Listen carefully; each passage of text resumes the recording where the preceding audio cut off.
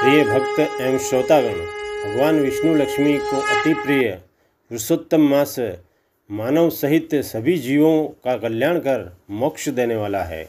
इस अति उत्तम मास में यदि भगवान विष्णु और उनके द्वापर अवतार कृष्ण की विधिवत भक्ति पूजा आराधना की जाए तो ये मनुष्य मात्र के सभी दुखों कष्टों को हर कर धन, लक्ष्मी, वैभव, ऐश्वर्य, संतान तथा सुख देता है। इस मास में किए गए जप, तप, दान, पुण्यों का अनंत महत्व है। पूरे मास में प्रतिदिन किए जाने वाले अलग अलग दान, पुण्य, जप, तप का महात्म्य बतलाया गया है। इसे श्रद्धा से श्रवण करें। अथ श्री पुरुषोत्तम मास महात्म्य प्रथमो अध्याय। एक बार अनेक ऋषि मुनि नैमिषारण्य तीर्थ जाकर यज्ञ करने को उद्यत थे, तो उसी समय श्री सूत जी तीर्थ यात्रा के निमित्त भ्रमण करते हुए अपने शिष्यों सहित वहां पधारे। मुनियों को आया देखकर नमस्कार कर आनंदमग्न हो गए। वक्कल वस्त्र पहने, यानी कि पेड़ों की छाल के वस्त्र पहने, प्रसन्न मुख, शांत, परमार्थ में निपुण, चंदन से शोभायमान, तुलसी की माला तथा अनेक का मुकुट धारण किए हुए महाशरणम इस अद्भुत मंत्र को जपते हुए सूत जी को देखकर नैमिषारण्य के महर्षि उठकर खड़े हो गए। मुनियों ने हाथ जोड़कर कहा कि हे सूत जी महाराज, हम सबकी भगवान की अद्भुत कथाओं को सुनने की बहुत इच्छा है। तब सूत जी ने प्रसन्नता से सब ऋषियों के आगे हाथ जोड़कर नमस्कार किया। ऋषि कहने लगे कि हे सूत जी, हमने आपके लिए सुंदर आसन बनाया है, आप इस पर विराजमान होइए। आप बड़े भाग्यवान हो। आपने गुरु की कृपा से भगवत के रहस्यों का वर्णन करने की शक्ति है। इस संसार सागर में हजारों बातें सुनने योग्य है, परंतु उनमें जो भी सार वस्तु है वह संसार सागर में डूबे हुओं को पार करने के लिए जो शुभ श्रेष्ठ कथा आपके विचार में निश्चित हो वही सुनाइए। शौनकादिक मुनियों के पूछे जाने पर सूत जी कहने लगे, हे विप्रो, मेरे वचनों को सुनो। मैं पहले पुष्कर तीर्थ गया और वहाँ से हजारों तीर्थों में होता हुआ हस्तिनापुर गया। वहाँ राजा परीक्षित अपने राज्य को छोड़कर अनेक महापुण्यवान ऋषियों के साथ गंगा के किनारे जा रहे थे। उनमें अनेक सिद्ध योगी और महासिद्ध मुनि थे।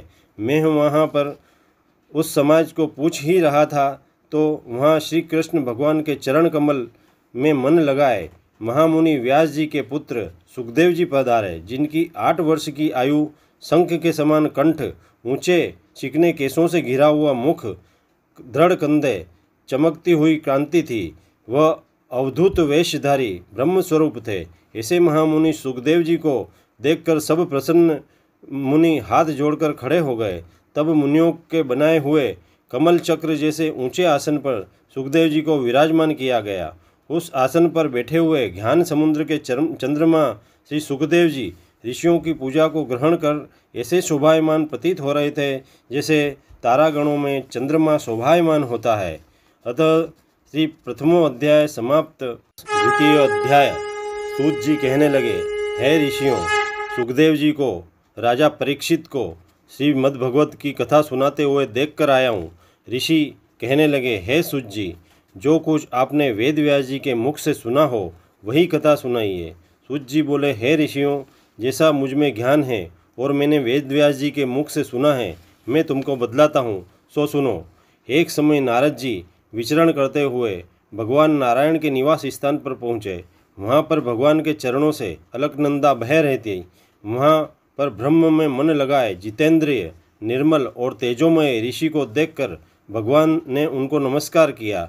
तब साष्टांग नमस्कार कर श्री विष्णु की स्तुति करते हुए नारद जी कहने लगे, हे देवाधिदेव, संसार के स्वामी, दया सिंधु, आप सत्यव्रती हो, त्रिसत्य हो, सत्य के सार रूप हो, सत्य से ही उत्पन्न हो और सत्य योनि हो।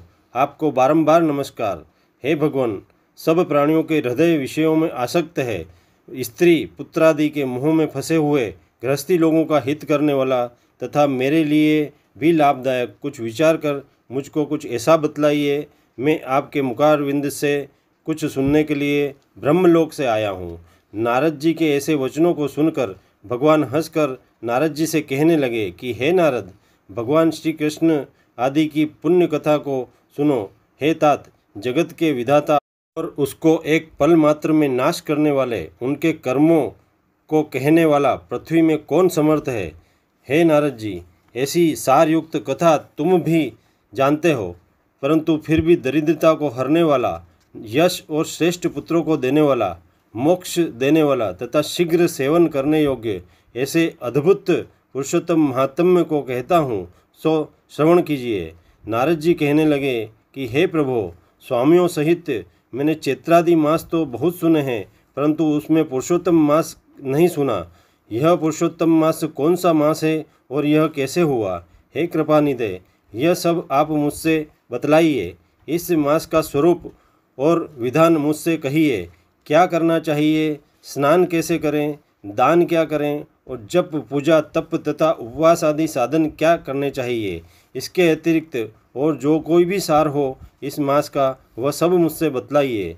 सूत जी कहने लगे, हे ऋषि मुनि जनों, नारद जी के ऐसे जनहितकारक वचनों को सुनकर भगवान श्री हरि चंद्रमा के समान शीतल और शांति देने वाले यह वचन बोले। द्वितीयोऽध्याय समाप्त। तृतीयोऽध्याय। हे नारद जी, जो कुछ कृष्ण ने राजा युधिष्ठिर से कहा वही मैं तुमको कहता हूँ। एक समय धर्मराज युधिष्ठिर जुए में दुर्योधन से सब कुछ हार गए तो द्रौपदी के बालों को पकड़कर दुष्ट दुशासन ने खींचा और वस्त्र भी पकड़कर खींचे तो श्री कृष्ण भगवान ने रक्षा की। उसके पश्चात युधिष्ठिर राज्य को छोड़कर काम्यक वन को चले गए। वहाँ पर वन में युधिष्ठिर आदि बाल बिखेरे वन में रहने वाले हाथियों की तरह वन में फलों को खाकर अति दुख को प्राप्त होते घूम रहे थे। एक समय देवकी के पुत्र श्री कृष्ण भगवान उनको दुखी जानकर काम्यक वन को गए। उस समय युधिष्ठिर आदि पांडव कृष्ण भगवान को देखकर ऐसे हुए मानो देह में प्राण आ गया हो। वे बड़े प्रेम से मिले और हरि के चरण कमलों को नमस्कार किया। द्रौपदी ने भी प्रणाम किया। राजा युधिष्ठिर को दुखी देखकर और ऐसे ही द्रौपदी को भी दुखी देखकर श्री कृष्ण भगवान अत्यंत दुखी हुए। जब विश्वात्मा भक्तवत्सल भगवान ने दुर्योधन को भस्म करने के लिए कोप किया तो मानो करोड़ों काल कराल समान मुख से प्रलय काल की अग्नि जल उठी हो, ऐसा दांतों को पूछते हुए मानो त्रिलोकी को भस्म कर देंगे। तब अर्जुन श्री कृष्ण भगवान को क्रोध में देखकर भय से कांप उठा। युधिष्ठिर और द्रौपदी तथा दूसरे उपस्थित वृंद हाथ जोड़कर भगवान को प्रसन्न करने के लिए स्तुति करने लगे। अर्जुन कहने लगे, हे कृष्ण, हे जगन्नाथ, हे नाथ, मैं जगत से बाहर नहीं हूँ, फिर आप मेरी रक्षा क्यों नहीं करते। आप तो सारे जगत की रक्षा करने वाले हो, जिसके नेत्र के गिरने मात्र से ब्रह्मा का पतन हो जाता है, जिनके कोप से क्या कुछ नहीं हो जाता है, कोई नहीं कह सकता। हे तात, हे जगतपते, इस संहार करने वाले क्रोध को हरो, आपके क्रोध से संसार में प्रलय हो जाएगी। भगवान कहने लगे कि हे नारद जी, अर्जुन के इस प्रकार हाथ जोड़कर विनय करने पर कृष्ण भगवान जी को नमस्कार करने लगे। तब श्री कृष्ण भगवान अर्जुन के इस प्रकार के स्तुति के वचन सुनकर शीतल हो गए। फिर प्रेम से आकुल व्याकुल होकर युधिष्ठिर आदि भी भगवान को बारंबार नमस्कार करने लगे। श्री नारायण कहने लगे कि हे नारद जी, इस प्रकार प्रेम से मग्न हो सिर झुकाकर हाथ जोड़कर बारंबार भगवान कृष्ण को नमस्कार कर अर्जुन ने भगवान कृष्ण से जो प्रश्न किया वह मैं तुमको कहता हूँ। हरि भगवान वह वचन सुनकर पांडवों के हितकारक वचन कहने लगे। कृष्ण जी कहने लगे, हे अर्जुन, मेरे वचन को सुनो और आपने जो प्रश्न किया है, यद्यपि मैं उसका उत्तर देने की समर्थ नहीं रखता हूँ, वह गुप्त प्रश्न ऋषियों को भी कठिन है, तो भी हे अर्जुन, मैं तुम्हारी मित्रता और भक्ति से प्रसन्न होकर अत्यंत कठिन उत्तर को क्रम से कहता हूँ, सो सुनो। हे अर्जुन, एक समय संयोगवश अधिक मास आया, उसको सब असहाय, निंदक, अपूज्य, मलमास और रवि की क्रांति से वर्जित ऐसा कहते हुए, मल यानी कि अपवित्र मास होने से स्पर्श करने योग्य नहीं है, सब कर्मों में निंदित है। अधिक मास का अधिपति स्वामी मैं हूँ, इसलिए इसे मेरे नाम से अर्थात पुरुषोत्तम मास के नाम से भी जाना जाता है। इस विषय में एक बड़ी ही रोचक कथा मैं तुमको सुनाता हूँ। एक बार देव ऋषि मुनिगणों ने अपनी गणना पद्धति से हर चंद्रमास के लिए एक देवता को निर्धारित किया, लेकिन अधिक मास सूर्य और चंद्रमा के बीच संतुलन बनाने के लिए प्रकट हुआ था। तो इस अतिरिक्त मास का अधिपति देवता बनने के लिए कोई भी देवता सहमत न हुआ। ऐसे में ऋषि मुनियों तथा इस मल मास के द्वारा मुझसे आग्रह करने पर इस मल मास का भार मैंने स्वीकार कर लिया, और इस प्रकार यह मल मास के साथ पुरुषोत्तम मास भी कहा गया, जो मुझे अत्यंत प्रिय है। तृतीय अध्याय समाप्त। चतुर्थ अध्याय। भगवान कहने लगे कि मेरे इतना आश्वस्त करने पर भी कालचक्र से उत्पन्न अधिक मास रुदन करता हुआ कहने लगा, हे नाथ, हे कृपानिधे, मल मास ऐसा मेरा नाम है। मैं बलवानों से तिरस्कृत होकर यहाँ आया हूँ, फिर आप मेरी रक्षा क्यों नहीं करते? मुझे उन लोगों ने शुभ कर्म में वर्जित, अनाथ और सदैव घृणा की दृष्टि से देखा है। अब आपकी दयालुता कहाँ गई? हे नाथ, इतनी कठोरता क्यों हुई? इस प्रकार भगवान से कहकर स्वामीहीन मलमास श्री कृष्ण के आगे आंसू बहाता हुआ बैठ गया। तब द्रवीभूत हरि आगे बैठे दीन बदन मलमास से कहने लगे, हे तात, तुम अत्यंत दुख में डूबे हुए हो, सो ऐसा क्या बड़ा भारी दुख तुम्हारे मन में है? तुम किसी प्रकार का सोच मत करो, मैं तुझ दुख में डूबे हुए का उद्धार करूँगा। मेरी शरण में आकर तुम सोच करने के योग्य नहीं हो। नारायण बोले। ऐसे भगवान के वाक्य सुनकर मलमास बोझल सा होकर मधुसूदन भगवान से बोला, हे भगवान, आपको सब कुछ ज्ञात है, आपके बिना इस संसार में कुछ भी नहीं है। हे भगवान, मेरे दुर्भाग्य की पीड़ा क्या आप नहीं जानते?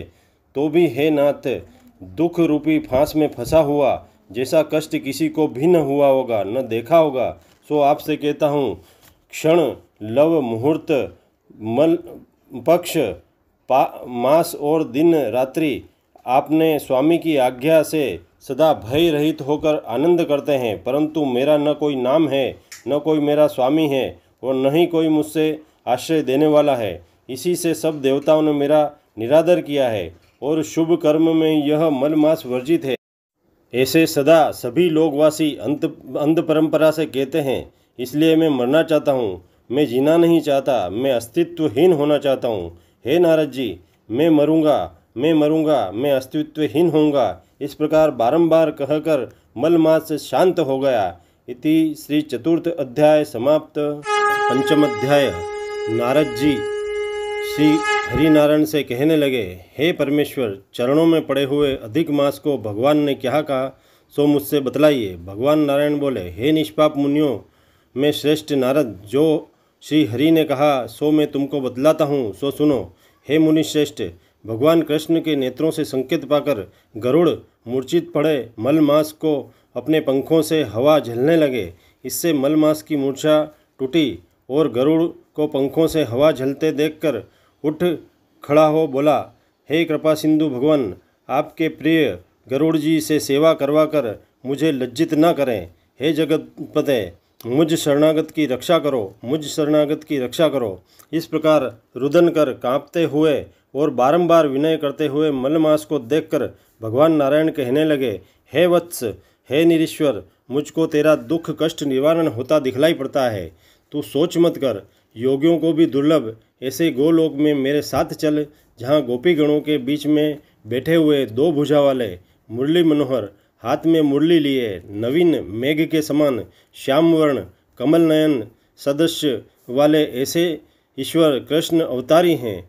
श्री कृष्ण गोलोक में तेरी संपूर्ण व्यथा का निवारण करेंगे।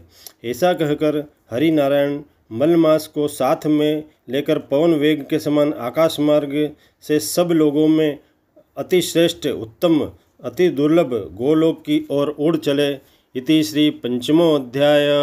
षष्ठम अध्याय। नारद जी बोले, हे जगतपते, हे श्री हरि विष्णु, आपने गोलोक में जाकर क्या किया सो कृपा करके मुझसे कहिए। नारद के ऐसा कहने पर श्री नारायण कहने लगे कि हे नारद, आकाश मार्ग से जब मैं अधिक मास को पवन वेग के समान साथ ले गोलोक की ओर चला तो वहाँ क्या हुआ सो विस्तार से तुझको बतलाता हूँ, सो सुनो। हे नारद, समस्त गोलोक में मणियों के खंभों से सुशोभित भगवद्धाम, जिसमें अति रमणीक तेजपुंज मनोहर ज्योति एक स्थान पर करोड़ों सूर्य के समान प्रकाशवान हो रही थी, उसे जब मैंने देखा तो कुछ पल के लिए मेरे भी नेत्र मूंद गए। अधिक मास को अपनी शरण में पीछे की ओर किए कुछ नेत्र खोलकर मैं धीरे धीरे आगे बढ़ने लगा। जब उस स्थान पर पहुंचा तो मेरे ही द्वापर अवतार कृष्ण के लोक को देखकर मैं और अधिक मास अति प्रसन्न हुए। वहाँ से आगे बढ़े तो द्वारपाल ने आदर सहित नमस्कार किया और कृष्ण की ओर ले चला। रत्नों के सिंहासन पर गोपियों के बीच बैठे हुए श्री कृष्ण को अधिक मास सहित मैंने भी प्रणाम किया। मंद मंद मुस्कुराते हुए मोहिनी मुस्कान अधरों पर लिए हुए कृष्ण ने भी हमें आदर सहित प्रणाम किया। तब मैंने उस रोते बिलखते मलमास को कृष्ण के चरणों में डाल दिया। तब श्री कृष्ण कहने लगे, हे जगतपते श्री हरे, ये कौन है और कहाँ से आया है तथा इसकी व्यथा क्या है, सो मुझसे बतलाइए। तब हे नारद, मैंने कृष्ण को मलमास की सारी व्यथा कह सुनाई। गोलोकनाथ मंद मंद मुस्कुराते कृष्ण ने अधिक मास की ओर दृष्टि की तो अत्यंत दीनहीन बना अधिक मास अपने उद्धार के लिए कृष्ण जी से विनय करने लगा कि हे गोलोकनाथ बांसुरीधारी कृष्ण जी, आपके बिना मेरी व्यथा का कोई निवारण नहीं कर सकता। मुझ स्वामी रहित का कल्याण करो। अब मैं आपकी शरण में हूँ। इतनी कथा सुनकर सोनकादिक ऋषि कहने लगे, हे सुध जी महाराज, विष्णु जी और कृष्ण जी का संवाद सब लोगों के लिए उपकार करने वाला है। गोलोकवासी श्री कृष्ण जी आगे क्या कहा और क्या किया सो विस्तार से बतलाइए। षष्ठम अध्याय समाप्त। सप्तमो अध्याय। नैमिषारण्य तीर्थ में बैठे सभी ऋषि मुनियों को संबोधित करते हुए सूत जी महाराज कहने लगे, हे तपोधनों, जब श्री भगवान विष्णु मलमास का अपार दुख कहकर चुपचाप आसन पर बैठ गए तो श्री कृष्ण ने विष्णु जी को जो गुप्त वचन कहे वह मैं तुमको बतलाता हूँ। श्री पुरुषोत्तम बोले, हे विष्णु, आपने बहुत अच्छा किया जो मलमास को मेरे गोलोक में ले आए। इससे इस लोक में आपकी और इस लोक की कीर्ति बहुत बढ़ेगी। हे प्रभु, जिसको आपने स्वीकार किया उसको मैंने भी स्वीकार किया। इसको मैं अपने ही समान सभी गुण धर्म और तत्व आज से देता हूँ। सभी गुण, कीर्ति, अनुभव, छंदों, ऐश्वर्य, पराक्रम, भक्तों को वरदान और मेरे ही समान सभी गुण धर्म इसमें इसी क्षण से होंगे। जैसे मैं लोक में प्रसिद्ध हूँ वैसे ही यह भी पुरुषोत्तम नाम से विख्यात होगा। जो गुण मुझ में हैं वही इसको भी आज इसी क्षण से मैंने प्रदान किए। हे जनार्दन, आपकी प्रसन्नता के लिए मैंने अपने सभी गुण इसको दिए। आज से मैं ही इसका स्वामी हूँ। यह पुरुषोत्तम के नाम से विख्यात होकर समूचे जगत में विख्यात होगा और मेरे ही समान होकर सभी मासों का स्वामी होगा। अब यह जगत को पूज्य, जगत के नमस्कार करने योग्य और पूजनीय होगा और पूजने वालों का दुख दरिद्रता का नाश करेगा। सब मास इच्छा वाले हैं, मैंने इसको इच्छा रहित किया। मनुष्यों को मोक्ष देने वाला अपने बराबर आज से इसी क्षण से मैंने इसको किया। जो कोई इच्छा रहित या इच्छा वाला इसको पूजेगा वह अपने किए कर्मों को भस्म करके निसंशय मुझको प्राप्त होगा। हे गरुड़ध्वज, भाग्यशाली यति, ब्रह्मचारी, महात्मा, निराहारी भी परम स्थान को प्राप्त नहीं होते, परंतु पुरुषोत्तम मास के भक्त मास भर में ही जन्म मृत्यु से रहित हो बिना श्रम के ही श्री हरि के पद को प्राप्त कर सकते हैं। सब साधनों में श्रेष्ठ, सब काम तथा अर्थ का देने वाला यह पुरुषोत्तम मास सेवने योग्य यानी कि पालन करने के योग्य है। जैसे हल से बोए हुए बीज करोड़ों गुना बढ़ते हैं, वैसे ही पुरुषोत्तम मास में किया हुआ पुण्य आज से कोटि कोटि गुना बढ़ता हुआ दिखलाई देगा। जो चतुर्मास के व्रत यज्ञों द्वारा स्वर्ग में जाकर वहाँ के भोगों को भोग कर फिर इस पृथ्वी पर आते हैं। किंतु पुरुषोत्तम मास का आदर से विधिपूर्वक यदि पालन करता है तो वह अपने कुल का उद्धार करके आपके समान ही मुझको प्राप्त होगा। जो अज्ञानी मनुष्य इस मास में जप दानादि नहीं करते, अच्छे कर्म नहीं करते, देव तीर्थ तथा ब्राह्मण से वैर करते हैं, वे दुष्ट भाग्य वाले दूसरे के भाग्य पर जीने वाले हैं। उनको जिस प्रकार खरगोश के सिर पर सींग नहीं होते, उसी प्रकार स्वप्न में भी सुख प्राप्त नहीं होगा। जब मूढ़ मनुष्य मेरे प्रिय मलमास का तिरस्कार करेंगे और जो धर्म का आचरण नहीं करेंगे, वे सदैव नरक के गामी होंगे। और जो पुरुषोत्तम के निमित्त 3-3 वर्ष में धर्म का आचरण नहीं करते, वह कुंभी पाक आदि नरकों में पड़ेंगे। जो अज्ञानी पुरुष स्त्री पुत्र आदि के बंधन में फंसा हुआ रहता है, वह अज्ञानी दुखी दावानल में पड़ा हुआ रहता है। जिनका अज्ञान से मेरा प्रिय अत्यंत पुण्यवान पुरुषोत्तम मास बीत गया, उनको कैसे सुख प्राप्त हो सकता है? जो श्रेष्ठ भाग्य वाली जो स्त्रियां पुत्र सुख सौभाग्य के लिए पुरुषोत्तम मास में स्नान दान तथा पूजन करेगी, उनको मैं सौभाग्य संपत्ति सुख पुत्र पुत्रादि दूंगा। और जो मेरे इस मास को ऐसे ही व्यतीत कर देंगे, उनको मेरे प्रतिकूल और स्वामी से सुख प्राप्त नहीं होगा। भाई पुत्र धन का सुख तो उनको स्वप्न में भी प्राप्त नहीं होगा। अतः सब मनुष्यों को मेरे इस मास में स्नान पूजा जपादि करना, तप करना, विशेष करके अपनी शक्ति के अनुसार दान करना चाहिए।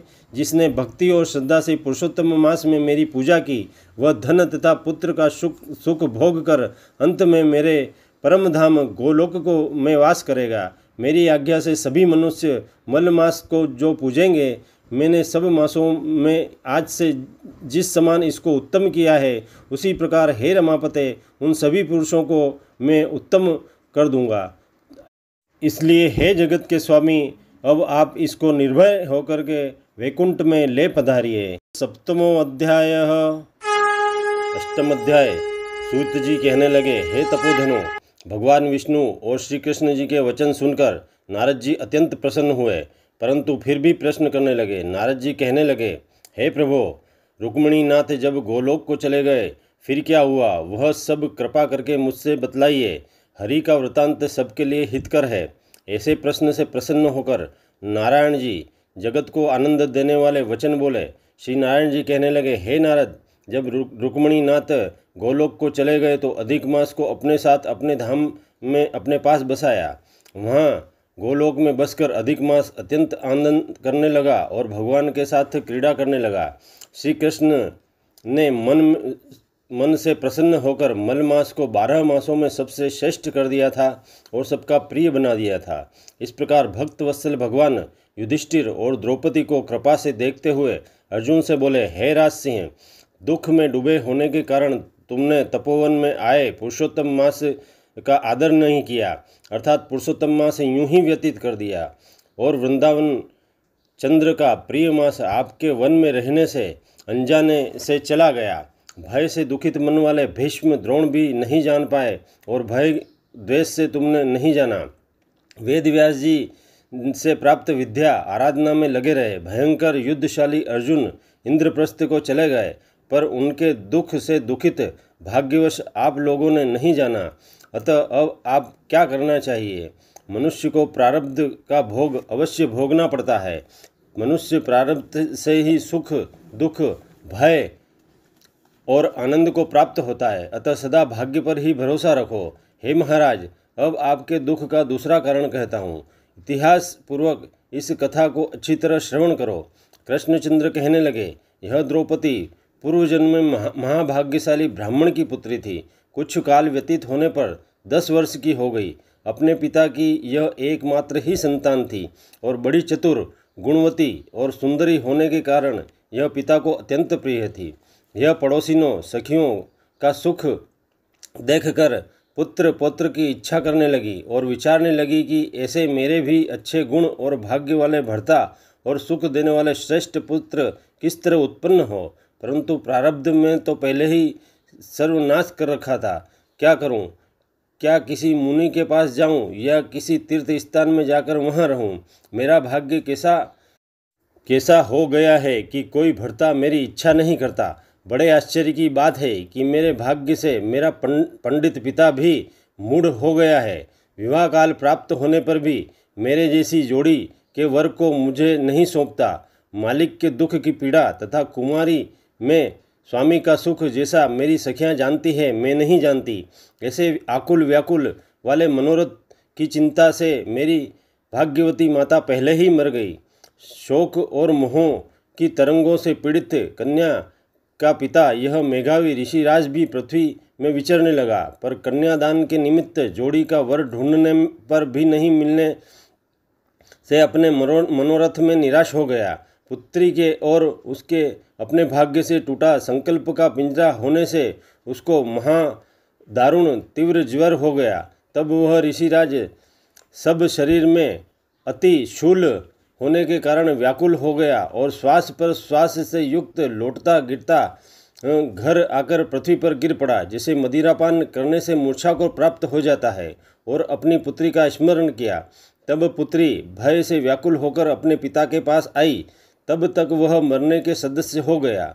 देवयोग से अकस्मात कांपता हुआ और कन्यादान के प्रसंग से उठे हुए महोत्सव से रहित और पूर्व काल में किए गृहस्थी धर्मों से रहित होकर संसार की वासना को छोड़कर हरि में मन को लगाता वह मेघावी ऋषिराज श्री हरि पुरुषोत्तम को स्मरण करने लगा।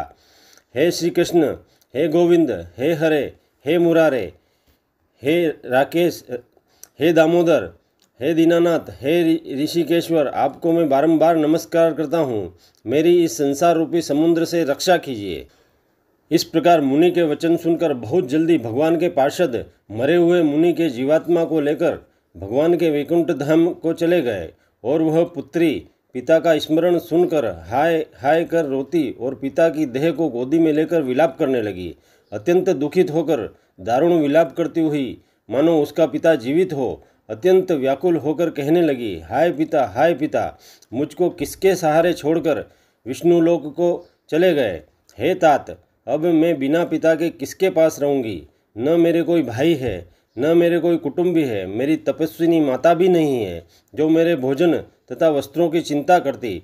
अब इस दशा में मैं भी मर जाऊँगी, जीने से अब क्या काम है?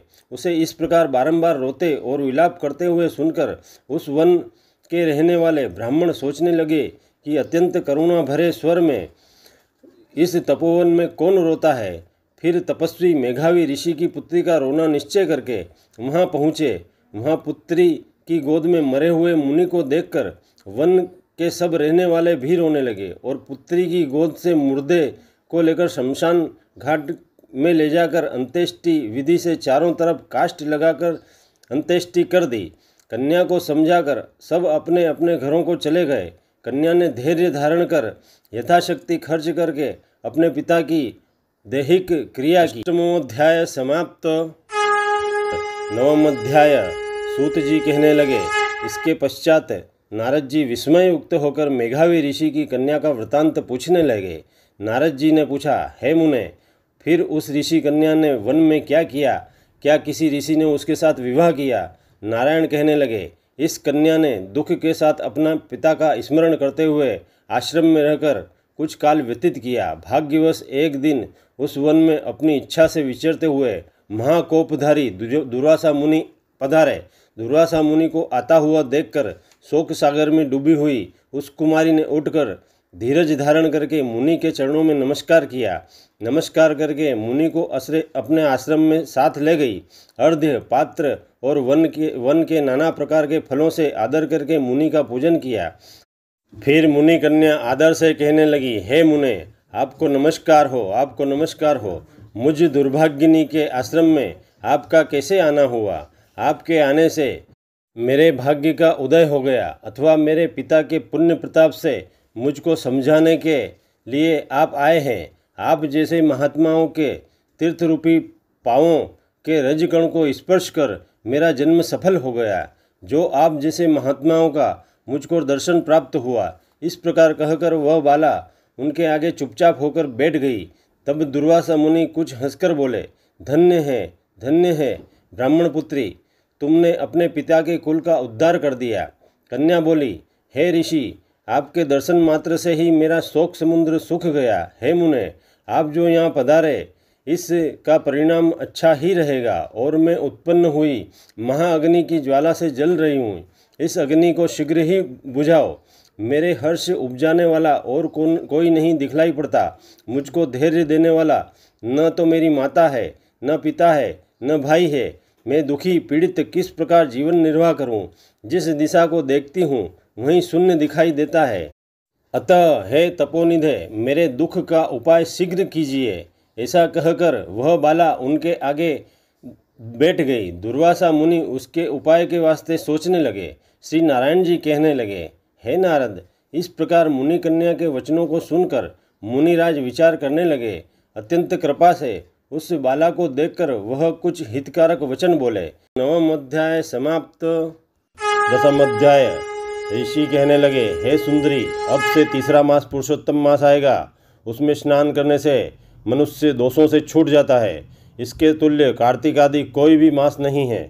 सब मास तथा पक्ष और जो भी पर्व है पुरुषोत्तम मास की 16वीं कला के बराबर भी नहीं है।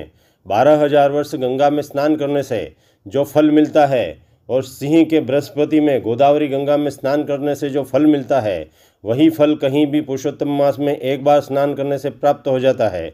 यह श्री कृष्ण का प्रिय मास है। इसमें स्नान, दान, जपादि करने से सब मनोवांछित फल की प्राप्ति होती है। इसलिए तुम भी पुरुषोत्तम मास की सेवा करो, अर्थात पुरुषोत्तम मास में जप, स्नान, दान आदि करो। मुनिराज यानी दुर्वासा कन्या को ऐसे वचन कहकर चुप हो गए। श्री कृष्ण जी कहने लगे, हे अर्जुन, मुनि के वचन सुनकर भावों से प्रेरित होकर वह मूढ़ बाला क्रोधित होकर बोली, हे ब्राह्मण, मुझको आपके वचन ठीक नहीं लगे।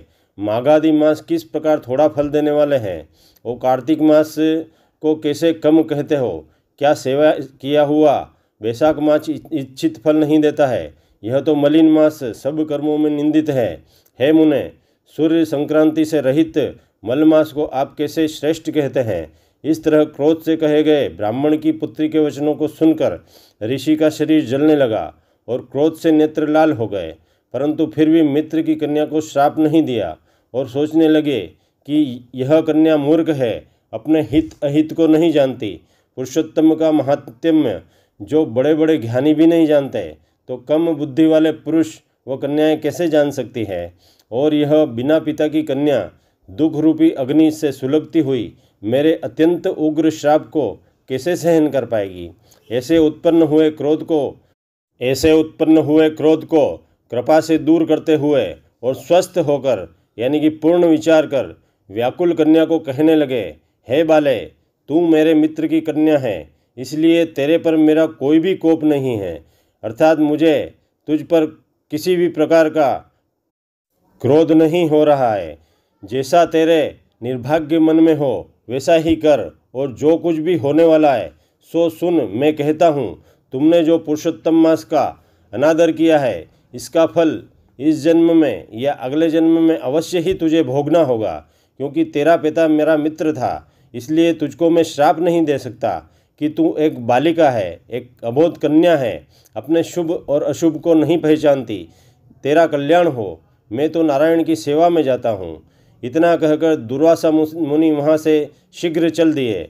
श्री कृष्ण कहने लगे, ऐसा कह वह महाक्रोधी तपस्वी मुनि तीर्थाटन को चले गए और उसी क्षण वह कन्या पुरुषोत्तम के अनादर से कांतिहीन हो गई और अपने मन में विचार करने लगी कि तत्काल फल देने वाले पार्वती पति श्री शंकर जी की आराधना करूंगी। ऐसा निश्चय कर अपने आश्रम में महान तप करने की इच्छा करने लगी। सूत जी बोले, वह बाला प्रबल मुनि के वचनों को निंदित कर तथा बहुत फल वाले विष्णु और भगवान ब्रह्मा को छोड़कर अपने वन आश्रम में केवल शंकर जी की सेवा करने लगी। 10वां अध्याय समाप्त। 11वां अध्याय। नारद जी बोले, हे मुने, सब मुनियों से भी महाकठिन ऐसा कौन सा तप उस बाला ने किया, सो हमसे कहिए। तब श्री नारायण बोले, वह बाला सनातन शिव का अत्यंत उग्र तप करने लगी, जिनके सर्पों के आभूषण नंदी भृंगी से सेवित 24 तत्वों और तीनों गुणों से स्तुत्य किए गए आठों महासिद्धियों और प्रकृति पुरुष शस्तु और जटा मुकुट से शोभित बाल में अर्धचंद्र ऐसे शिव को उद्देश्य करके वह बाला ग्रीष्म ऋतु के सूर्य में पंचाग्नि में स्थित होकर दुष्कर अत्यंत महाकठिन तप करने लगी। हेमंत शिशिर ऋतु में ठंडे जल में स्थित मुख जल के ऊपर इस तरह दिखाई दे रहा था जैसे जल के ऊपर इस तरह कमल शोभायमान होता है। उसका ऐसा उग्र तप देखकर इंद्र महाचिंता को प्राप्त हो गया। हे अर्जुन, सब देवताओं को और ऋषियों को सराहने योग्य ऐसे उग्र तप में प्रवृत्त हुई ऋषि कन्या को 9000 वर्ष बीत गए। फिर पार्वतीपति शंकर ने उसके तप से प्रसन्न होकर अपना अगोचर रूप दिखलाया। उस रूप को देखकर वह कन्या शीघ्र ही खड़ी हो गई, मानो उसकी देह में प्राण आ गए। तप से उसका शरीर जो दुर्बल और कृशकाय हो गया था, मानो हष्ट पुष्ट हो गया। उस बाला ने नम्र होकर श्री शंकर जी को प्रणाम किया। बारंबार दंडवत करती हुई विश्ववंदित श्री शिव का मानसोपचार अर्थात मानस विधि से पूजन किया और उनकी स्तुति करने लगी। हे राजन, तब उस मेघावी ऋषि की तपस्विनी पुत्री शंकर जी की स्तुति कर शांत हो गई। तब महाउग्र तप से उसका किया हुआ श्रोत सुनकर प्रसन्न सदाशिव बोले, हे तपस्विनी, तेरा कल्याण हो, मन वांछित वर मांग। महा आनंद में मग्न बाला ऐसा सुनकर प्रसन्न हुए शिवजी से यह वचन बोली, हे दीनानाथ, यदि आप हम पर प्रसन्न हो तो हमें पति दीजिए। ऐसा 5 बार कहकर वह बाला शांत हो गई। तब शिवजी मुनि बाला से बोले, हे कन्या, तूने जो अपने मुख से कहा वैसा ही होगा, तथास्तु। तूने 5 बार पति मांगा, सो हे बाला तेरे 5 पति होंगे। कृष्ण कहने लगे, शिव के ऐसे अनिति प्रिय वचन सुनकर वह बाला बोली, हे सदाशिव, एक स्त्री के एक ही पति हो सकता है। कहीं भी स्त्री 5 पति वाली न देखी न सुनी। एक पुरुष के 5 पत्नी तो हो सकती है, 5 पतियों वाली मैं कैसे होंगी? आपको ऐसा कहना योग्य नहीं है। हे प्रभु, ऐसा वरदान देने में आपको ही लज्जा होगी। उस बाला के ऐसे वचन सुनकर श्री शिवजी बोले, इस जन्म में नहीं, अगले जन्म में होंगे। तू वहाँ तपोबल से योनि से उत्पन्न नहीं होगी और वहाँ भर्ता से उत्पन्न सुख को प्राप्त हो, परम पद को प्राप्त होगी। दुर्वासा मेरा ही रूप है, तूने उनका तिरस्कार किया है। यदि दुर्वासा कोपायमान हो जाए तो तीनों लोगों को जला देवें, अर्थात भस्म कर देवें। तूने अत्यंत महातेज का तिरस्कार किया है। तूने भगवान के प्रिय पुरुषोत्तम मास का व्रत नहीं किया, जिसे श्री कृष्ण जी ने सब ऐश्वर्य सौंप दिया। हे बाले, मैं ब्रह्मादिक देवता और नारदादि तपस्वी जिन भगवान की आज्ञा नहीं टाल सकते, उसे तूने नहीं पूजा और अनादर किया, इसलिए तेरे 5 पति होंगे। हे बाले, जो पुरुषोत्तम मास की निंदा करता है वह घोर नरक में जाता है। उसके विपरीत कभी भलाई नहीं होती। जो पुरुषोत्तम के भक्त है वह पुत्र पौत्र और धन से युक्त हैं। इस लोक तथा परलोक में सिद्धि को प्राप्त होते हैं। हम सब देवता भी पुरुषोत्तम की सेवा करते हैं। इस तरह कहकर महादेव अंतर्ध्यान हो गए। तब वह बाला चकित रह गई। सूत जी बोले, हे ऋषियों, सदाशिव के अंतर्ध्यान होने से वह बाला भी चिंतित हो गई और अपने आश्रम में सिर झुकाकर बैठ गई। 11 अध्याय समाप्त। 12वां अध्याय। इस प्रकार भगवान शंकर के चले जाने पर वह बाला हर्षकांति श्वास पर श्वास लेती भयभीत हो आँखों में आंसू भरकर रोने लगी। इसी तरह दुख में बहुत समय व्यतीत हो गया। फिर वह बाला भी बलवान काल के वश हो गई। उसी समय बड़े धर्मात्मा राजा द्रुपद ने उत्तम यज्ञ किया। उस यज्ञ कुंड में से एक दिव्य कन्या उत्पन्न हुई। वही मेघावी ऋषि कन्या दूसरे जन्म में राजा द्रुपद की पुत्री द्रौपदी के नाम से विख्यात हुई। सो यह राजा द्रुपद के स्वयंवर में मछली के बींधने पर अर्जुन को प्राप्त हुई। हे नारद, पुरुषोत्तम का अनादर करने से दुष्ट दुशासन ने इसके बालों को पकड़कर खींचा, परंतु उस समय वह बारंबार मेरे नाम को जपने लगी। हे कृष्ण, मेरी रक्षा करो। इस प्रकार कहने पर कृष्ण जी कहने लगे कि यद्यपि द्रौपदी को मैं तो भूल ही गया था, तो भी मेरे को स्मरण आई। और हे राजन, मैं तत्काल ही गरुड़ पर सवार होकर अनेक प्रकार से खींचे हुए उसके चीर को इतना बढ़ाया कि दुशासन उसे खींचता हुआ अचेत होकर गिर पड़ा। सदैव हमसे स्नेह रखने वाली वह पतिव्रता को पुरुषोत्तम मास के अनादर में मैंने भी उसको त्याग दिया। पुरुषोत्तम मास का तिरस्कार करने वालों को मैं भी त्याग देता हूँ। इसलिए सब तरह से यह मलमास ऋषियों व देवताओं को भी सेवन करने योग्य है, अर्थात पालन करने के योग्य है। फिर मनुष्यों को तो अत्यंत ही मनोवांछित फल देने वाला है। इसलिए आने वाले पुरुषोत्तम मास की आराधना में 14 वर्ष पूरे हुए। अब सब कुछ अच्छा ही होगा। श्री नारायण जी कहने लगे, इस प्रकार श्री कृष्ण द्रौपदी और पांडवों को समझाकर द्वारिकापुरी जाने की इच्छा से बोले, हे राजन, अभी विरह से व्याकुल द्वारिकापुरी को मैं जा रहा हूँ। ऐसा कहने पर भगवान प्रेम में मग्न होकर पांडु पुत्रों को धीरे धीरे लौटाकर द्वारिकापुरी को चले गए। नारायण बोले, द्वारिकानाथ के द्वारिका जाने पर युधिष्ठिर अपने भाइयों सहित तप करते हुए तीर्थों में विचरण करने लगे।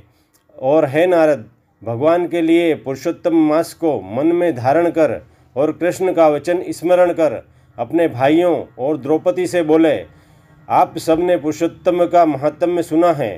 पुरुषोत्तम को बिना पूजे कोई सुखी नहीं रह सकता। इस लोक में वही पूज्य है, वही धन्य और वही श्रेष्ठ है जो अनेक प्रकार से पुरुषोत्तम मास को पूजता है और पालन करता है। इस तरह सब तीर्थों में विचरण करते हुए पुरुषोत्तम मास के प्राप्त होने पर विधिवत उसका व्रत करने लगे और 14 वर्ष व्यतीत हो जाने पर श्री कृष्ण भगवान की कृपा से अकंटक राज्य को प्राप्त हुए। इसी तरह सूर्यवंशी राजा दृढ़धनवा भी पुरुषोत्तम मास के सेवन से पुत्र और पौत्र तथा अनेक प्रकार के सुख भोग कर योगियों को भी अति दुर्लभ भगवान के लोक को अर्थात गोलोक को प्राप्त हुए। 12वां अध्याय समाप्त। 13वां अध्याय। ऋषि कहने लगे कि हे सूत जी, राजा दृढ़धनवा को पुरुषोत्तम के सेवन से अर्थात पालन से राज्य, पुत्र, पौत्र और पतिव्रता स्त्री कैसे मिली और योगियों को भी अति दुर्लभ विष्णु लोक अर्थात गोलोक कैसे प्राप्त हुआ, इसलिए आप विस्तार से इस इतिहास को कहिए। सूत जी बोले, हे ब्राह्मण, आकाशगंगा की तरह पवित्र करने वाली सुंदर अति प्राचीन कथा में दृढ़धनवा की कथा तुमसे कहता हूँ। है देश का चित्रधनवा नाम से विख्यात एक राजा हुआ। उसका पुत्र महातेजस्वी, सब गुणों से युक्त, सत्य बोलने वाला, अत्यंत धर्मात्मा दृढ़धनवा के नाम से विख्यात हुआ। वह दृढ़धनवा अंगों सहित चारों वेदों को पढ़कर विधि पूर्वक गुरु की पूजा कर दक्षिणा देकर पिता के नगर को गया। अपने नगर में रहने वालों को अत्यंत आनंदित जीवन जीते हुए देखकर अत्यंत खुश होकर अपने पिता चित्रधनवा के पास पहुंचा। चित्रधनवा ने जब अपने पुत्र को देखा तो विचार करने लगा कि स्त्री, घर, पुत्र पुत्रादि छोड़कर मुझको भी वन में जाकर हरि का सेवन करना चाहिए, अर्थात नारायण की शरण में जाना चाहिए।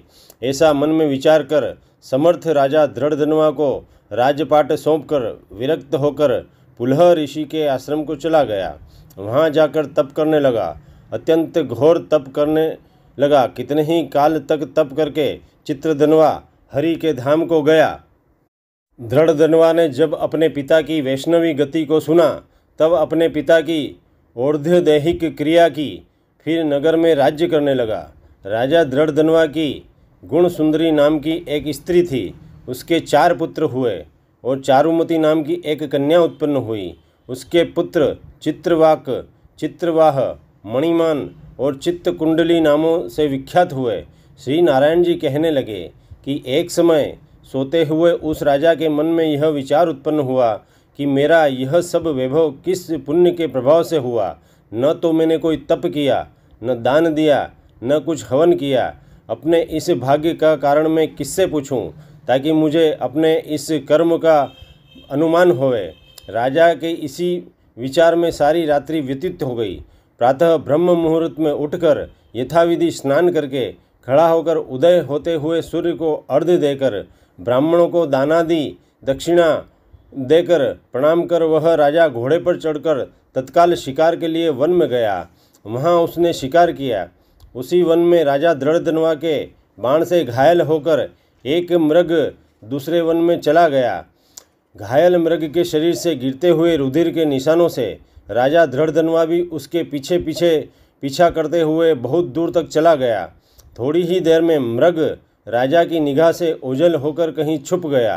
राजा ने प्यास से आकुल व्याकुल होकर फिरते फिरते सागर के समान एक बहुत बड़ा सरोवर देखा। वहाँ पर तत्काल जाकर उसने पानी पिया। वहीं पर उसने अत्यंत घनी छांव वाला वट अति विशालकाय वट वृक्ष देखा। उसकी जटा में घोड़े को बांधकर राजा वहाँ पर बैठ गया। वहाँ पर वाणी बोलता हुआ एक शुक पक्षी अर्थात तोता आया। राजा को बैठा हुआ देखकर वह शुक बार बार एक ही श्लोक बोलता रहा, तू पृथ्वी में अत्यंत सुख सागर वस्तु को नहीं विचारता तो कैसे पार पहुँचेगा, कैसे भवसागर पार करेगा। हे राजन, अपना उद्धार कर। इस रहस्यपूर्ण वचन को सुनकर राजा को यही सोच हुआ कि बारंबार यह सुख ऐसे वचन क्यों कहता है। क्या यह सुखदेव जी है? मुझ मूढ़ को संसार सागर में डूबे हुए देखकर हमें श्री कृष्ण का भक्त समझकर हम पर कृपा कर उद्धार करने आए हैं। वह इसी विचार में ही था, तब पीछे से उसकी सेना आ गई और वह तोता तो राजा को उपदेश देकर अंतर्ध्यान हो गया और राजा अपने नगर में इसी तरह विचार करता हुआ सुख के वाक्यों का स्मरण करता हुआ अपने नगर में गया। 13 अध्याय समाप्त। श्री 14 अध्याय। श्री नारायण जी बोले, राजा इसी प्रकार चिंताग्रस्त रहता था कि एक समय वाल्मीकि ऋषि उसके राज्य में पधारे। राजा तुरंत उठकर भागा भागा बड़े आदर भाव से श्री महर्षि वाल्मीकि जी को अपने राजमहल लिवा लाया और भक्ति सहित उनके चरणों में नमस्कार किया। तब वाल्मीकि ऋषि राजा को शांत देखकर और चिंतित देखकर कहने लगे, हे राजन, तुम्हारे मन में क्या है? जो भी चिंता हो वह बिना संकोच मुझसे कहो। दृढ़धनवा ने कहा, हे महाराज, आपके चरणों की कृपा से सब सुख है। मेरा राज्य भी पूर्ण सुखी है, परंतु हे विद्वन, एक बड़ा भारी संदेह मेरे मन में उत्पन्न हो गया है। ऐसा कह राजा ने अपना समस्त दुख ऋषि को कह सुनाया। महर्षि वाल्मीकि ने अपने नेत्र बंद कर दिव्य दृष्टि से राजा के पूर्व जन्म का वृत्तांत देख लिया और राजा से बोले, हे राजन, पूर्व जन्म में तुम द्रविड़ देश में ब्राह्मण के घर में ताम्रपर्ण के किनारे उत्पन्न हुए थे। सुदेव तुम्हारा नाम था। तुम धार्मिक सत्यवादी, जितना मिले उतने में ही संतुष्ट थे। तुम्हारी स्त्री उत्तम गुणों वाली गौतम ऋषि की पुत्री गौतमी नाम से विख्यात थी। गृहस्थाश्रम के धर्म में चलने वाले सुदेव को कितना ही काल व्यतीत हो गया, परंतु उसके संतति नहीं हुई। एक दिन आसन पर बैठा हुआ अपनी स्त्री की से सेवा कराता हुआ थका हुआ वह ब्राह्मण कहने लगा, हे सुंदरी, संसार में पुत्र से परे कोई सुख नहीं है, क्योंकि तप दान से उत्पन्न पुत्र परलोक में सुख देते हैं। शुद्ध वंश में उत्पन्न हुई संतति इस लोक और परलोक को सुख देती है। उस श्रेष्ठ संतति को यदि प्राप्त न हुआ तो मेरा जीवन ही व्यर्थ है। मैंने न तो पुत्र खिलाया, न उसे वेदाध्ययन कराया, न उसका विवाहादि किया, तो मेरा जन्म ही वृथा है। इसलिए मेरी मृत्यु शीघ्र ही हो जाए तो अच्छा है। मुझको आयु प्रिय नहीं है, अर्थात यह जीवन प्रिय नहीं है। इस प्रकार अपने पति के वचनों को सुनकर वह गौतम ऋषि की पुत्री बोली, हे प्राणेश्वर, ऐसे तुच्छ वाक्य मत कहो। आपके जैसे वैष्णव सूरवीर कभी निराश नहीं होते। हे विप्रवर, आप सत्य धर्म में तत्पर रहें। आपने तो स्वर्ग जीता है। पुत्र की इच्छा है तो हरि जगन्नाथ की आराधना करो। वह ब्राह्मण श्रेष्ठ अपनी धर्मपत्नी के ऐसे वचन सुनकर निश्चय के साथ ताम्रपर्णी नदी के किनारे चला गया। वहाँ जाकर पुण्य तीर्थ में स्नान कर महाभयंकर उग्र तप करने लगा। ऐसे उस तपोनिधि के 4000 वर्ष बीत गए। हे ब्राह्मण, उसके तप से त्रिलोकी कांप उठी। उस सुदेव का महा उग्र तप देखकर बड़े वेग से गरुड़ पर चढ़कर भक्तवत्सल श्री भगवान प्रकट हुए। श्री नारायण जी बोले, हे नारद, नवीन मेघ के समान चतुर्भुज जगत के पालन करने में समर्थ उन मुरारी के आनंदित मुख को देखकर बड़े हर्ष के साथ सुदेव ब्राह्मण ने मुकुंद भगवान श्री मुरारी को साष्टांग नमस्कार किया और बारंबार अति दीन होकर विनती करने लगा, पुत्र देहि देवेंद्रम, पुत्र देहि देवेंद्रम। 14 अध्याय समाप्त। 15 अध्याय। वाल्मीकि ऋषि कहने लगे, इस प्रकार विष्णु की स्तुति कर ब्राह्मण सुदेव हरि के आगे बैठ गया। तब भगवान ऐसी स्तुति सुनकर मेघ के समान गंभीर वाणी में बोले, हे वत्स, तूने यद्यपि बड़ा घोर तप किया है, इसलिए जो इच्छा हो वो वर मांगो। सुदेव प्रसन्न होकर बोला, हे नाथ, जो आप प्रसन्न हुए हैं तो मुझको एक श्रेष्ठ पुत्र दीजिए। इस प्रकार ब्राह्मण के वचन सुनकर श्री भगवान बोले, हे वत्स, पुत्र का सुख विधाता ने तेरे भाग्य में नहीं लिखा है। मैंने तेरे भाल पट्ट पर अर्थात ललाट पर सब अक्षर देखे हैं, परंतु उनमें 7 जन्मों में भी तुझे पुत्र का सुख नहीं है। भगवान के ऐसे वज्र प्रहार जैसे निष्ठुर वचन सुनकर जड़ से कटे हुए वृक्ष की तरह वह ब्राह्मण पृथ्वी पर गिर पड़ा। गौतमी अपने पति को इस प्रकार पड़े हुए देखकर अत्यंत दुखित हुई और स्वामी को पुत्र के सुख से रहित देखकर रोने लगी। फिर वह स्त्री धैर्य धारण कर अपने पड़े हुए पति को इस प्रकार देखकर बोली, हे नाथ, धीरज धारण कीजिए, उठो, जो विधाता ने ललाट पर लिख दिया है वह सुख अथवा दुख अवश्य ही भोगना पड़ेगा, इसमें कोई संशय नहीं है। इस प्रकार उस ब्राह्मणी गौतमी के तीव्र शोक से युक्त वचन सुनकर दुख से कांपता हुआ गरुड़ भगवान विष्णु से कहने लगा, हे हरे, आप इस शोक सागर में डूबी हुई ब्राह्मणी को देखिए और इसके गिरते हुए आंसुओं से व्याकुल ब्राह्मण को देखिए। हे दीनबंधु, आपकी भक्तों के दुख को सहन न करने वाली दया कहाँ पर गई?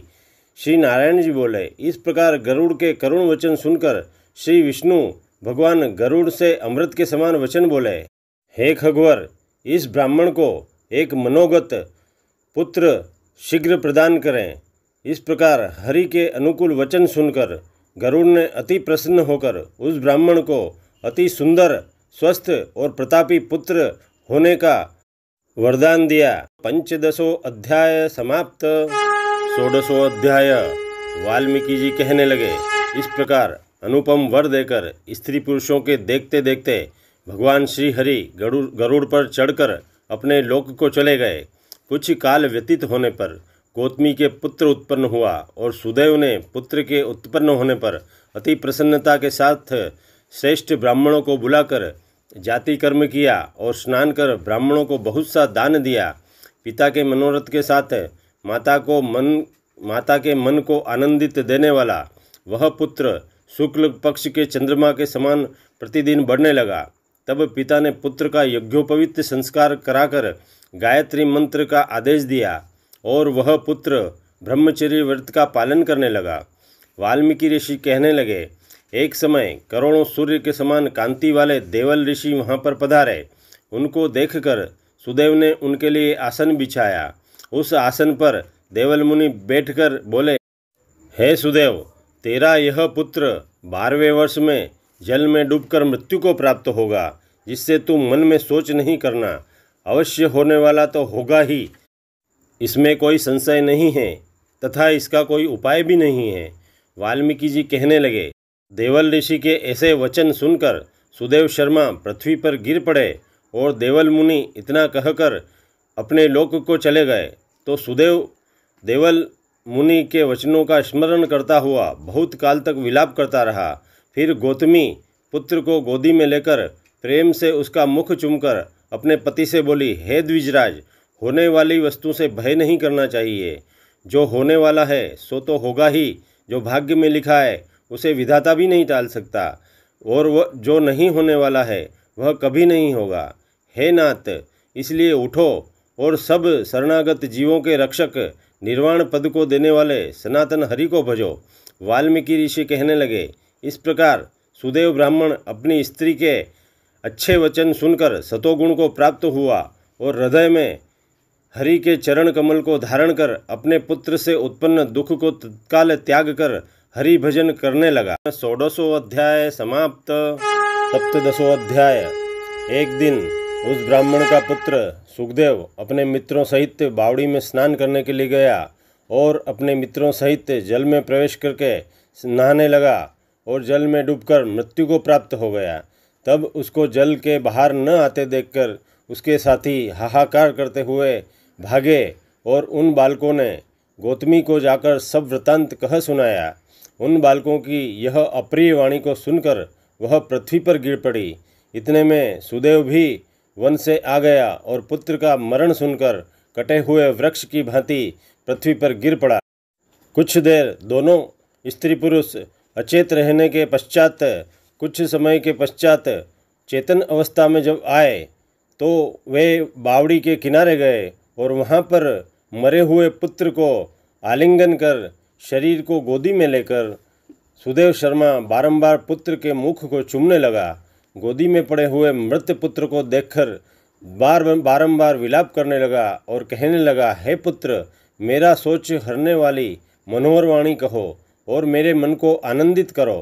तुम अपने वृद्ध माता पिता को छोड़कर जाने के योग्य नहीं हो।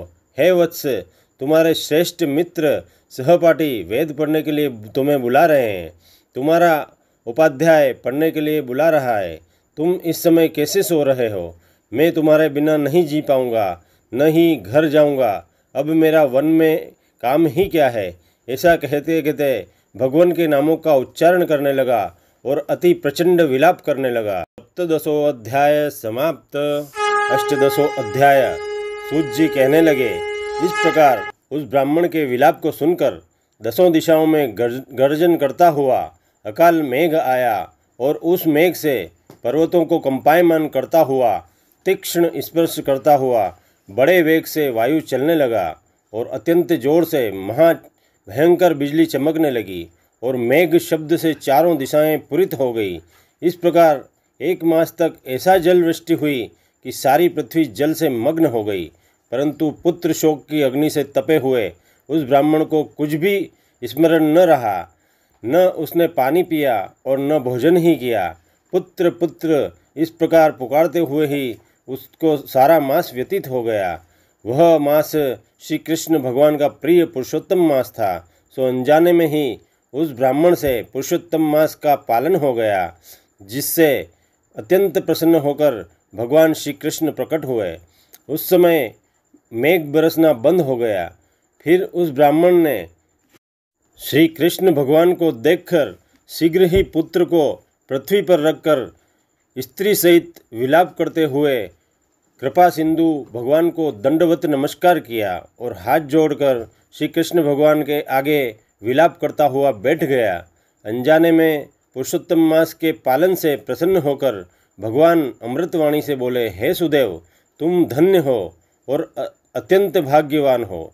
जो कुछ होने वाला है सो सुनो, मैं कहता हूँ। हे ब्राह्मण, तेरे इस पुत्र की आयु 12,000 वर्ष की होगी। हे द्विजोत्तम, तेरे को सुख देने वाला यह पुत्र होगा, इसमें कोई संदेह नहीं है। मैं तुम्हारे द्वारा अनजाने में की गई पुरुषोत्तम मास की इस सेवा से प्रसन्न होकर तुम्हारे पुत्र को अभय जीवन दान देता हूँ। नारायण कहने लगे, हे नारद, भगवान के इतना कहने पर उस ब्राह्मण का पुत्र जीवित होकर उठ बैठा और ब्राह्मण और उसकी स्त्री दोनों ही पुत्र को देखकर महा आनंदित हुए और देवताओं ने भी पुष्प की वर्षा करी। श्री सुखदेव जी ने अर्थात उस तोते ने उन दोनों ब्राह्मण ब्राह्मणी तथा श्री हरि को नमस्कार किया और गरुड़ भी पुत्र सहित ब्राह्मण को देखकर अत्यंत प्रसन्न हुआ। तब ब्राह्मण आश्चर्ययुक्त होकर श्री हरि को नमस्कार कर हाथ जोड़ कर गदगद वाणी से संशय काटने के लिए आनंद सहित भगवान से पूछने लगा, हे भगवान, मेरे 4,000 वर्ष तक निरंतर महाकठिन तप करने पर भी आपने जो कठोर वचन मुझसे कहे थे कि मेरे 7 जन्मों में भी पुत्र का सुख नहीं है, उस वाक्य के उल्लंघन का हेतु और मरे हुए पुत्र को जीवित करने का कारण क्या है, सो आप मुझसे विस्तार से कहिए। अष्टादशों अध्याय समाप्त। 9वां अध्याय। नारायण जी ने कहा, हे नारद, भक्तवत्सल भगवान अपनी वाणी से सुदेव ब्राह्मण को प्रसन्न करते हुए बोले, हे द्विजराज, जिससे मैं प्रसन्न हुआ, क्या यह तुम नहीं जानते? मेरा प्रिय पुरुषोत्तम मास आने पर तुम दोनों स्त्री पुरुष के उपवास कर यहाँ पर बैठने से पुरुषोत्तम मास की सेवा हुई, अर्थात पालन हुआ। एक बार वेद में कहे हुए साधनों को और दूसरी ओर पुरुषोत्तम मास के सेवन को अर्थात पालन को जब ब्रह्मा जी तोलने लगे तो वेदोक्त साधन बहुत हल्के सिद्ध हुए और पुरुषोत्तम मास का पालन अति भारी सिद्ध हुआ। इसलिए संसार में पुरुषोत्तम मास अधिक पूज्य और मान्य है।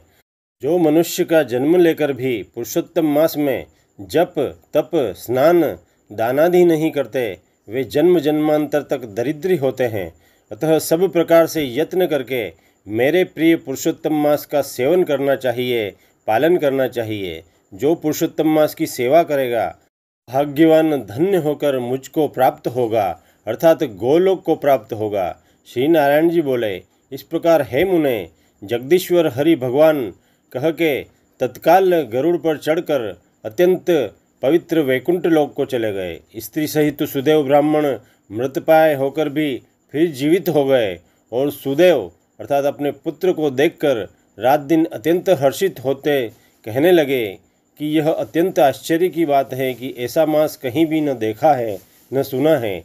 इस प्रकार आश्चर्ययुक्त होकर वह सुदेव ब्राह्मण अत्यंत श्रद्धायुक्त होकर पुरुषोत्तम मास का पालन करने लगा। ऋषि वाल्मीकि कहते हैं, वही राजा दृढ़धनवा तुम विख्यात हुए। हे राजन, पुरुषोत्तम मास के सेवन से तुम संपूर्ण रिद्धियों और सिद्धियों को भोगने वाले हुए। हे राजन, जो तुमने मुझसे पूछा था सो सब मैंने तुमको बतलाया, और पूर्व जन्म में जो सुखदेव तुम्हारा पुत्र था वही यह तोता है।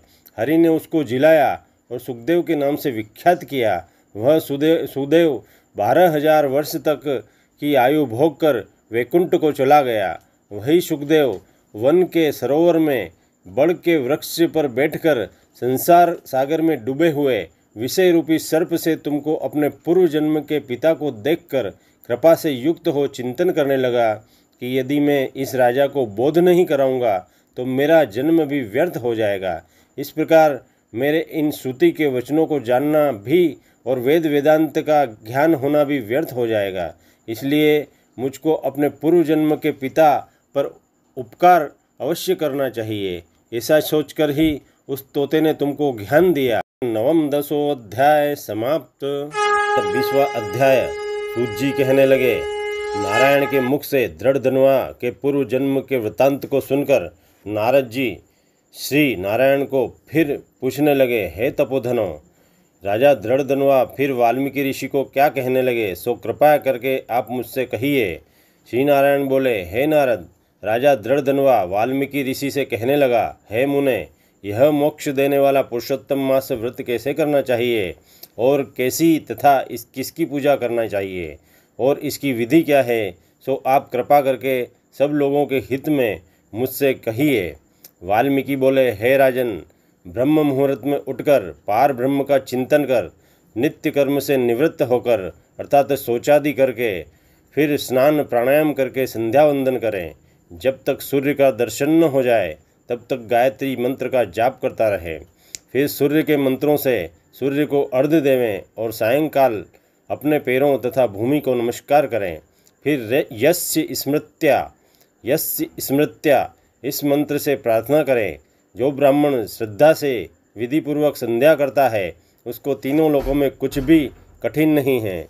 यह सब कृत्य दिन में पूर्व भाग का है। इस प्रकार नित्य कर्म करके हरि का पूजन प्रारंभ करें। फिर व्रती पुरुष अर्थात व्रत करने वाला शुद्ध हो वाणी को नियम में करें। शुद्ध गोल व चौकोर गोबर से लिपी हुई भूमि पर व्रत की सिद्धि के लिए चावलों से 8 दल वाला कमल बनावें। फिर स्वर्ण चांदी अथवा तांबे या मिट्टी का नवीन छिद्र रहित शुद्ध कलश उस मंडल के ऊपर स्थापित करें। फिर उस कलश में तीर्थ का जल भर देवें। इस प्रकार कलश का स्थापन कर उसमें सब तीर्थों का आह्वान करें। गंगा, गोदावरी, कावेरी, सरस्वती, मेरी शांति के लिए सब पापों का नाश करने के लिए आओ पधारो, इस प्रकार आह्वान करें। फिर कलश को मंत्रों से गंध, अक्षत, नैवेद्य और ताजे पुष्पों से पूजकर कलश के ऊपर पीले वस्त्र से लपेटा हुआ तांबे का पात्र रख दें। फिर उस पात्र के ऊपर राधा कृष्ण की मूर्ति स्थापित करें।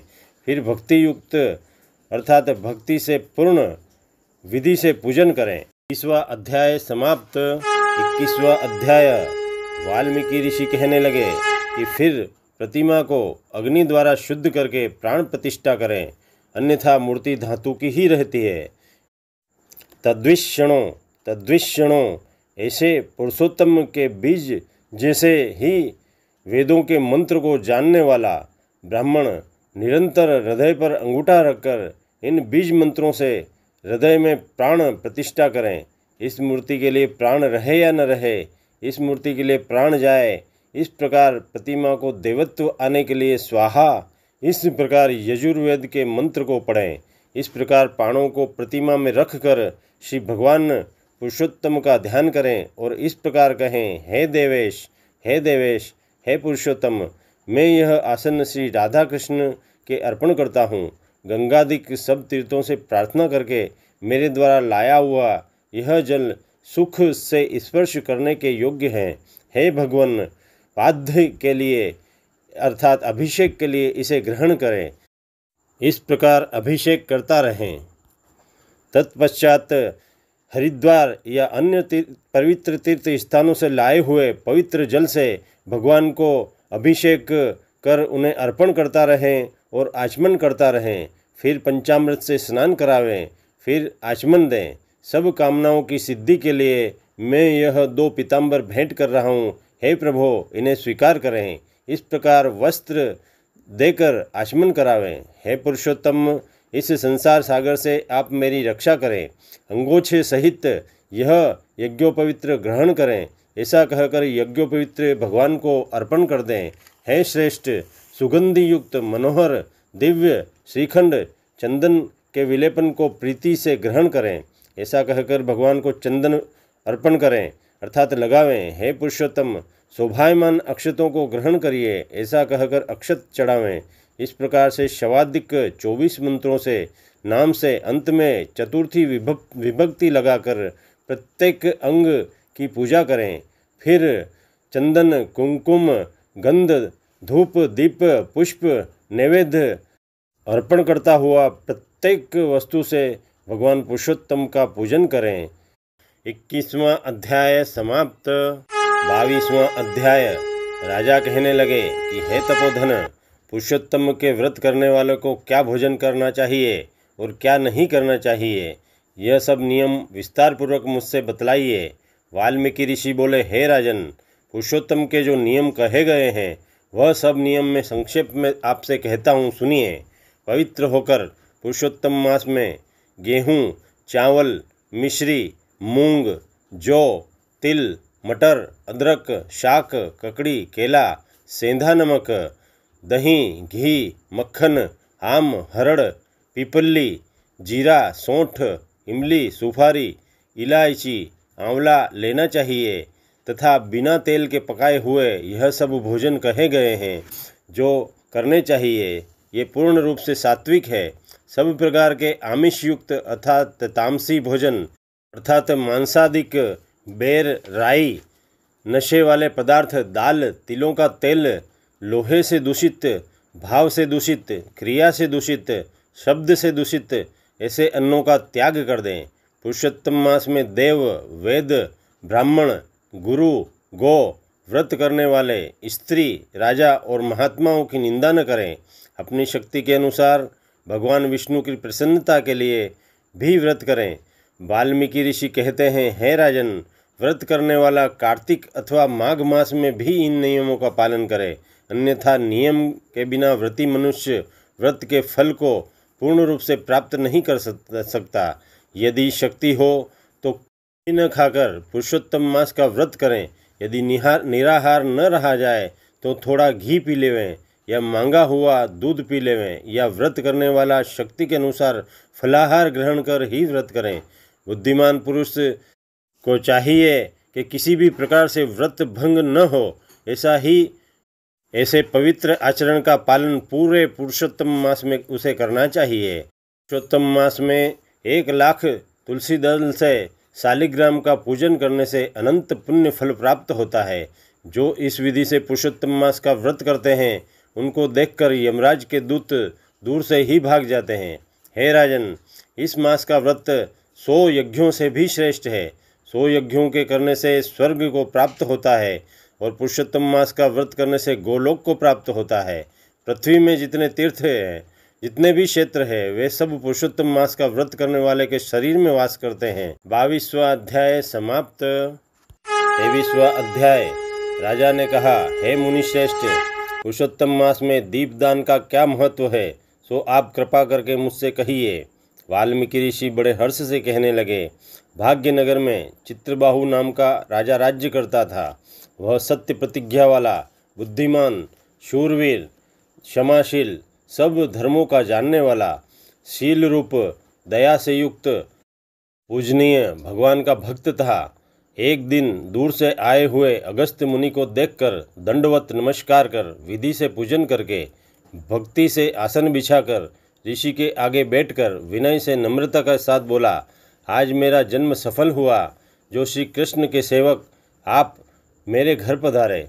फिर सिर झुकाकर राजा हाथ जोड़कर कहने लगा, महाराज, मेरे यहाँ बहुत सी लक्ष्मी और अकंटक राज्य कैसे हुआ और यह पतिव्रता स्त्री मुझे कैसे प्राप्त हुई? मैंने ऐसा कौन सा अच्छा कार्य किया है? यह सब कृपा करके मुझसे कहिए। अगस्त्य जी राजा से कहने लगे, हे राजन, मैं तेरे पूर्व जन्म का चरित्र कहता हूँ, सो सुनो। सुंदर चमत्कार पूर्व में मणिग्रीव नाम से तू विख्यात था। तू बड़ा ही नास्तिक, दुष्ट चरित्र वाला, कृतघ्न, खोटी नीति वाला, परंतु तेरी यह सुंदर स्त्री मन, वचन, कर्म और वाणी से पति की सेवा में परायण, तीव्रता, महाभाग्यशाली, धर्म में निष्ठा वाली थी। तू पाप कर्म करने वाला और जाति, बंधु बांधवों का त्यागा हुआ था। क्रोधी राजा ने तेरा सब उत्तम धन छीन लिया। फिर जो कुछ भी बचा वह जाति और समाज के लोगों ने और परिजनों ने छीन लिया। सब धन के चले जाने पर तुझको बड़े भारी धन की इच्छा हुई। धन के नाश होने पर अत्यंत उद्विग्न हो मन विच्छिन्न हो गया। फिर भी इस पतिव्रता स्त्री ने तेरा त्याग नहीं किया। हे राजन, इस प्रकार उस वन में तू रहता था कि एक दिन मणिग्रीव था तू धनुष उठाकर मृग के मांस के लिए बहुत से सिंह मृगों से भरे हुए वन को गया। उस मनुष्य रहित वन के मार्ग में उग्रदेव नाम से प्रसिद्ध एक मुनि दिशा भूलकर दोपहर होने से तृष्णा से अत्यंत पीड़ित मूर्छित अवस्था में होकर वहां पर गिर पड़े। तब उस मार्ग के भूले हुए दुखित ब्राह्मण को देखकर तेरे मन में दया उत्पन्न हो गई और तू उनको उठाकर अपने आश्रम में ले आया। तुम दोनों स्त्री पुरुषों ने उस उग्रदेव की अत्यंत सेवा की। तब वह महायोगी चैतन्यता को प्राप्त होकर आश्चर्य करने लगा कि मैं कहाँ था और इस वन में मुझको कौन ले आया। उग्रदेव बोला, मैं तुमको नहीं जानता हूँ कि तुम कौन हो, सो बतलाओ, क्योंकि बुद्धिमान ब्राह्मण को बिना जाने हुए नहीं रहना चाहिए। मणिग्रीव कहने लगा, हे द्विजश्रेष्ठ शार्दुल, मैं भाई, बंधु बांधुओं तथा जाति समाज के लोगों का त्यागा हुआ मणिग्रीव नाम का शूद्र हूँ। उग्रदेव ने शूद्र के वचनों को सुनकर अत्यंत प्रसन्नता से फलाहार कर जल पिया। मणिग्रीव बोला, हे मुनिश्रेष्ठ, मनुष्य रहित बिना जल के दुष्ट सिंह व्याघ्रादि जंतुओं से परिपूरित इस महावन में आपने कहाँ जाना है? उग्रदेव जी बोले, मैं ब्राह्मण हूँ, प्रयाग जाने की इच्छा से इस अनजान विकट वन में आ गया। तुमने मुझको जीवनदान दिया है, अतः अब बतलाओ तुमको क्या प्रदान करूं? हे मणिग्रीव, किस दुख से तुम दोनों स्त्री पुरुषों ने वन का आश्रय लिया, सो मुझसे कहो, मैं तुम्हारे सब दुख दूर करने की चेष्टा करूंगा। अगस्त्य ऋषि कहने लगे। इस प्रकार स्त्री के सामने उग्रदेव के मधुर वचनों को सुनकर मणिग्रीव मुनीश्वर की प्रार्थना करता हुआ दरिद्रता रूपी समुद्र से पार उतरने के लिए अपने अत्यंत भयंकर एक विपाक पाप कर्मों की कथा सुनाने लगा। 23वां अध्याय समाप्त। 24वां अध्याय।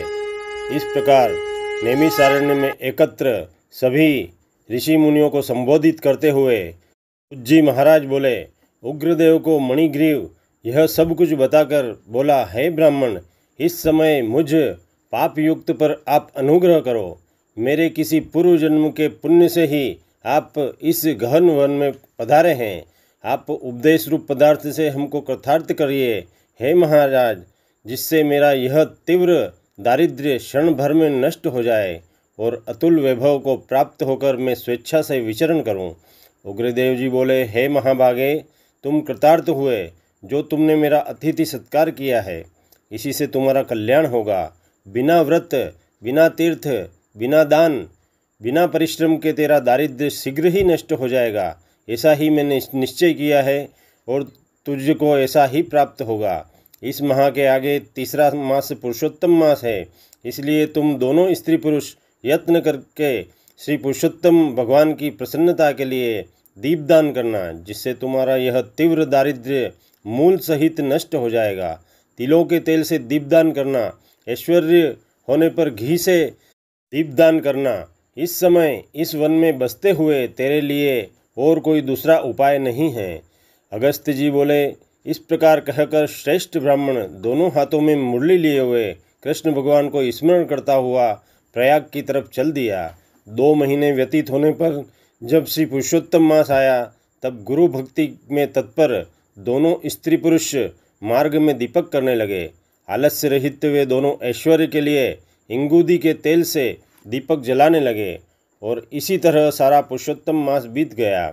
उग्रदेव जी की कृपा से अंतकरण को शुद्ध करके अंत में मरण को प्राप्त होकर वे स्वर्ग को गए और वहाँ से सब भोगों को भोग कर उग्रदेव जी की कृपा से वे दोनों श्रेष्ठ जन्मों को प्राप्त हुए।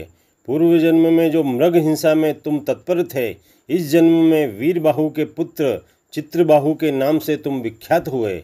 इस समय तेरे आधे अंग को हरने वाली जो तेरी स्त्री है, वह पति के पुण्य का आधा भाग लेती है। इंगूदी के तेल से श्री भगवान पुरुषोत्तम मास में दीपदान करने से तेरा अकंटक राज्य है। जो मनुष्य घी से अथवा तिलों के तेल से अखंड दीपक करेगा, तो फिर कहना ही क्या, उसको तो स्वर्ग ही प्राप्त होगा। पुरुषोत्तम मास में दीपक का ऐसा ही महत्व है और इसका फल भी ऐसा ही प्राप्त होता है, इसमें कुछ भी संशय नहीं है।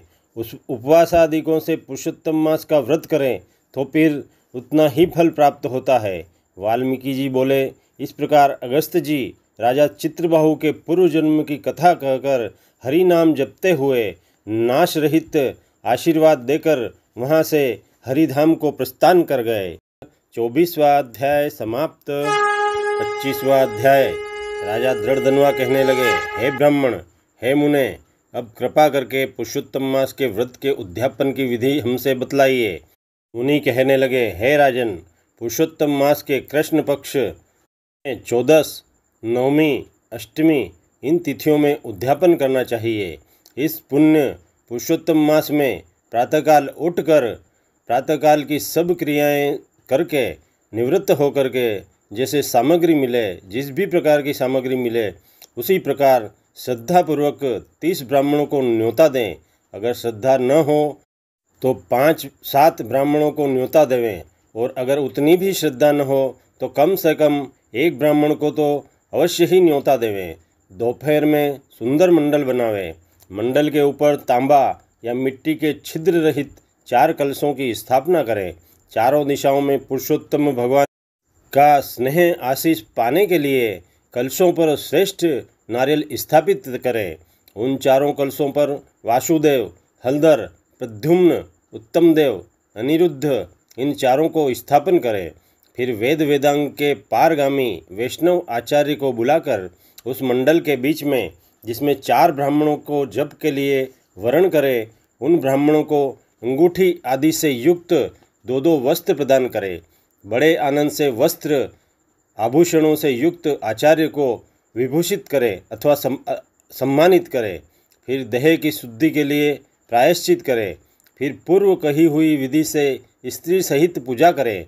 वर्ण के हुए ब्राह्मणों से 4 प्रकार का चतुर्व्यूह का जप करावें। चारों तरफ 4 अखंड दीप जलावें। फिर क्रम से नारियल आदि को अर्घ्य देकर दान करें अर्घ देने का मंत्र है, हे देवेश, हे देवेश, हे पुराण पुरुष, हे हरे, आपको नमस्कार है, आपको बारंबार नमस्कार है। राधा सहित मेरे अर्घ को ग्रहण कीजिए। नवीन मेघ के समान श्याम दोनों हाथों में मुरली लिए हुए, पीताम्बर धारण किए हुए राधा सहित पुरुषोत्तम को मैं नमस्कार करता हूँ। फिर राधा सहित श्री हरि को पुष्पांजलि देवें। फिर स्त्री सहित भगवान को साष्टांग नमस्कार करें। फिर ब्राह्मण को सुवर्ण सहित पूर्ण पात्र देवें। फिर आनंद से आचार्य को कुछ दक्षिणा देवें। उसके पश्चात भक्ति सहित स्त्री के संग आचार्य को वस्त्र आभूषणों से प्रसन्न करें। फिर ब्राह्मणों को उत्तम दक्षिणा देवें। स्त्री पुरुषों के पहनने योग्य वस्त्र शंकर पार्वती के नाम से देवें। 8 प्रकार का पद देवें और जूतों का जोड़ा देवें। वैष्णव ब्राह्मण के लिए श्रीमद् भगवद गीता का दान देवें।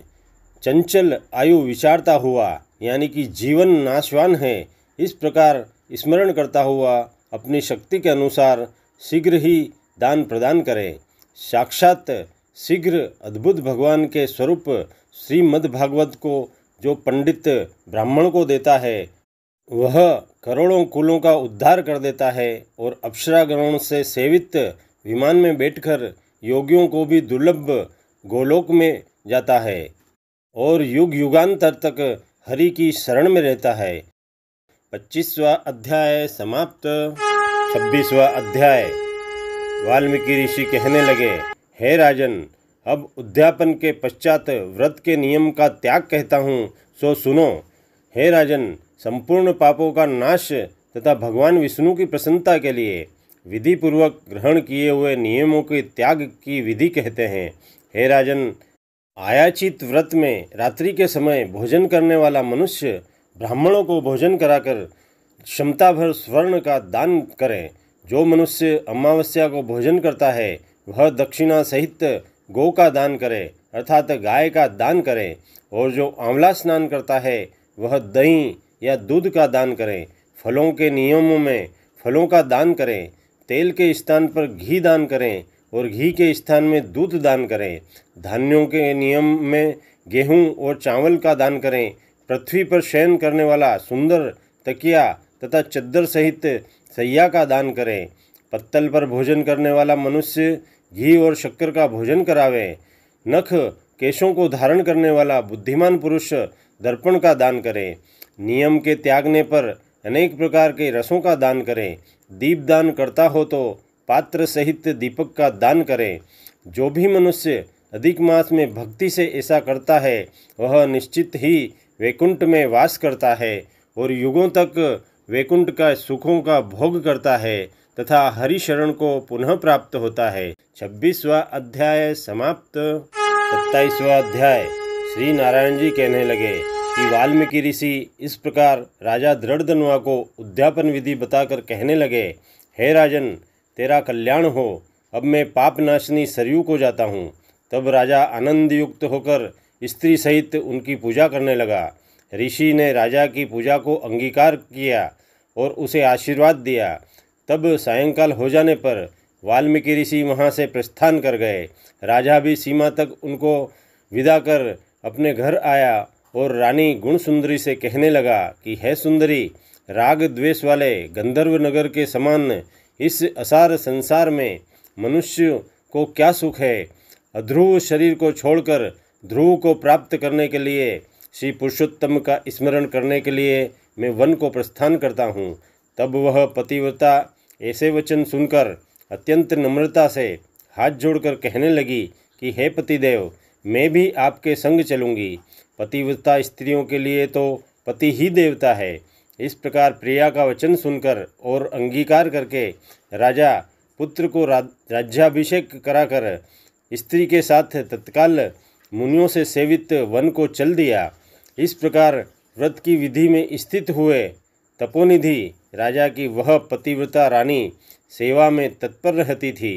राजा के इस प्रकार हुए संपूर्ण पुरुषोत्तम मास के समाप्त होने पर वहाँ पर विमान आया और विमान पर चढ़कर वह सुंदर नवीन शरीर धारण कर तत्काल गोलोक को चले गए। श्री नारायण बोले, हे नारद, इस पृथ्वी तल में पुरुषोत्तम के समान कुछ भी नहीं है। 1000 जन्मों तक तप करने से भी वह फल नहीं मिलता जो पुरुषोत्तम के सेवन और पालन करने से मिलता है। जैसे एक बंदर के 3 रात्रि स्नान करने से करोड़ों जन्मों के पाप नष्ट हो गए थे, श्री पुरुषोत्तम मास के अनजाने ही उस दुष्ट बंदर के स्नान होने से पूर्व कर्मों का नाश हो गया और वह सुंदर शरीर धारण कर विमान पर चढ़कर गोलोक को चला गया। तब राजा बोला, हे तपोनिधे, सब लोगों के हित के लिए, लोक कल्याण के लिए वह कथा मुझसे कहिए कि उस बंदर ने 3 रात्रि कहाँ पर स्नान किया, वह बंदर कौन था और उसने क्या आहार किया तथा कहाँ उत्पन्न हुआ और उसके अनजाने ही पुरुषोत्तम मास में स्नान करने का क्या फल प्राप्त हुआ। श्री नारायण जी बोले, केरल प्रदेश में उत्पन्न अत्यंत लोभी एक ब्राह्मण था। इस कर्म से लोक में वह कदर्य अर्थात कंजूस नाम से विख्यात था। यद्यपि उसके पिता ने उसका चित्रशर्मा नाम रखा था, वह कभी भी कोई धार्मिक कृत्य न करता था। एक वन में विचरने वाला माली उसका मित्र था। वह ब्राह्मण सदैव अपने उस मित्र माली के पास जाकर रोकर बारंबार अपना दुख कहा करता था कि नगर के रहने वाले सदैव मेरा तिरस्कार करते हैं, इससे इस नगर में रहना अति कठिन हो गया है। वह माली उसको दीन जानकर दया करता हुआ बोला कि हे कदर्य, तुम इस समय बाड़ी में रहो। कदर्य माली के वचन सुनकर बड़े आनंद से उस बाड़ी में रहने लगा। नित्य उसके निकट रहता और उसकी आज्ञा का पालन करता। इससे उस माली का उस ब्राह्मण पर दृढ़ विश्वास हो गया। तब उस माली ने अत्यंत विश्वास से अपने ही समान उसे उस बाड़ी अर्थात बगिया का स्वामी बना दिया और सब प्रकार से बगिया की चिंता छोड़कर स्वयं राजमंदिर में सेवा करने लगा। इधर लोभ से अत्यंत दुर्बल वह कदर्य बेचने से बचे हुए फलों को बड़े आनंद से निर्भय होकर खाने लगा और विचरण करने लगा। उस बाड़ी में उत्पन्न हुए द्रव्य को निर्भय होकर आप ही ग्रहण कर लेता था और जब बाड़ी का मालिक पूछता तो असत्य बोलकर बहाना करता। इस प्रकार बुढ़ापे से गलित शरीर वाला वह दुर्बुद्धि कदर्य 87 वर्ष का हो गया। तत्पश्चात वह मूढ़ बुद्धि वाला कदर्य मृत्यु को प्राप्त हो गया। उसको जलाने के लिए काष्ठ भी नहीं प्राप्त हुआ। वेदों को जानने वाले विद्वान कहते हैं कि बिना फल भोगे पाप नष्ट नहीं होते। मरने के पश्चात वह यमदूतों से मुगद्दरों की मार से हाहाकार करता हुआ अति भयंकर यम मार्ग को चला गया। विलाप करते हुए उस ब्राह्मण को यमराज के दूत यमराज के निकट ले गए। चित्रगुप्त उसको देखकर उसके अशुभ तथा शुभ कर्मों को देखकर अपने स्वामी धर्मराज से कहने लगा कि यह कदर्य ब्राह्मण अधम है। इस दुर्बुद्धि वाले धन के लोभी का कुछ भी सुकृत्य अर्थात पुण्य कर्म नहीं है। यह बाड़ी में रहता हुआ बड़े ही पाप से कर्म करता रहा और बाड़ी के मालिक माली से विश्वासघात करता रहा। श्री नारायण जी बोले, हे नारद, इस प्रकार चित्रगुप्त के वाक्य सुनकर धर्मराज अत्यंत क्रोध से भरे हुए वचन बोले, यह 1000 वर्ष तक बंदर की योनि में रहे ऐसी व्यवस्था करो और विश्वासघात का फल तो इसको बाद में प्राप्त होगा। इस प्रकार यमदूतों ने उस कदर्य को वानर की योनि में डाल दिया। 27वां अध्याय समाप्त। 28वां अध्याय। श्री नारायण जी कहने लगे कि हे नारद, इसके पश्चात वह अत्यंत दुखों को भोग कर बंदर योनि को प्राप्त हुआ। पापों का नाश करने वाला एक सरोवर था जो देवताओं को भी दुर्लभ मृग तीर्थ नाम से विख्यात था। इसी तीर्थ में वह ब्राह्मण फलों की चोरी से पाप से बंदर की योनि को प्राप्त हुआ। नारद जी कहने लगे, हे प्रभो, करोड़ों पापों से युक्त वह बंदर उस तीर्थ में कैसे बसता रहा। श्री नारायण जी बोले, चित्रकुंडल नाम वाला कोई वैश्य था, उसकी स्त्री तारका नाम वाली थी। इन दोनों के पुरुषोत्तम मास करते हुए पुरुषोत्तम मास चला गया। पिछला दिन आने पर स्त्री सहित चित्रकुंडल ने अत्यंत प्रसन्नता के साथ उद्यापन किया और उद्यापन कराने के निमित्त स्त्री सहित वेद वेदांग को जानने वाले ब्राह्मणों को बुलाया। हे नारद, वहाँ धन के लोभ से कदर्य ब्राह्मण भी पहुँच गया। जब उद्यापन की विधि समाप्त हो गई तो चित्र कुंडल वैश्य ने उस स्त्री सहित ब्राह्मणों को अत्यधिक दान देकर प्रसन्न किया और उनकी पूजा की। उसकी बहुत सी दी हुई दक्षिणा से ब्राह्मण अति प्रसन्न होकर अपने अपने घरों को चले गए, परंतु अत्यंत लोभी वह कदर्य ब्राह्मण रोता हुआ उसके आगे आकर खड़ा हो गया और विनम्र विनय से अति गदगद वाणी से चित्रकुंडल से बोला कि हे चित्रकुंडल, वेश्यों के पति, आप इस समय कृतार्थ हो जो आपने पुरुषोत्तम का मास का सेवन किया, ब्राह्मणों को बहुत सा दान दिया, किंतु मुझ भाग्यहीन को क्यों कुछ नहीं दिया। उस कदर्य के ऐसे वचन सुनकर वैश्य ने कदर्य को भी बहुत सा धन देकर विदा किया। उस ब्राह्मण ने उस धन को लेकर पृथ्वी में गाड़ दिया। वहाँ पर उस कदर्य ब्राह्मण ने पुरुषोत्तम मास की धन के लोभ में स्तुति की। इस पूजा को देखने के महत्म्य से तथा धन के लोभ से ही स्तुति करने से मृग तीर्थ को वो ब्राह्मण प्राप्त हुआ।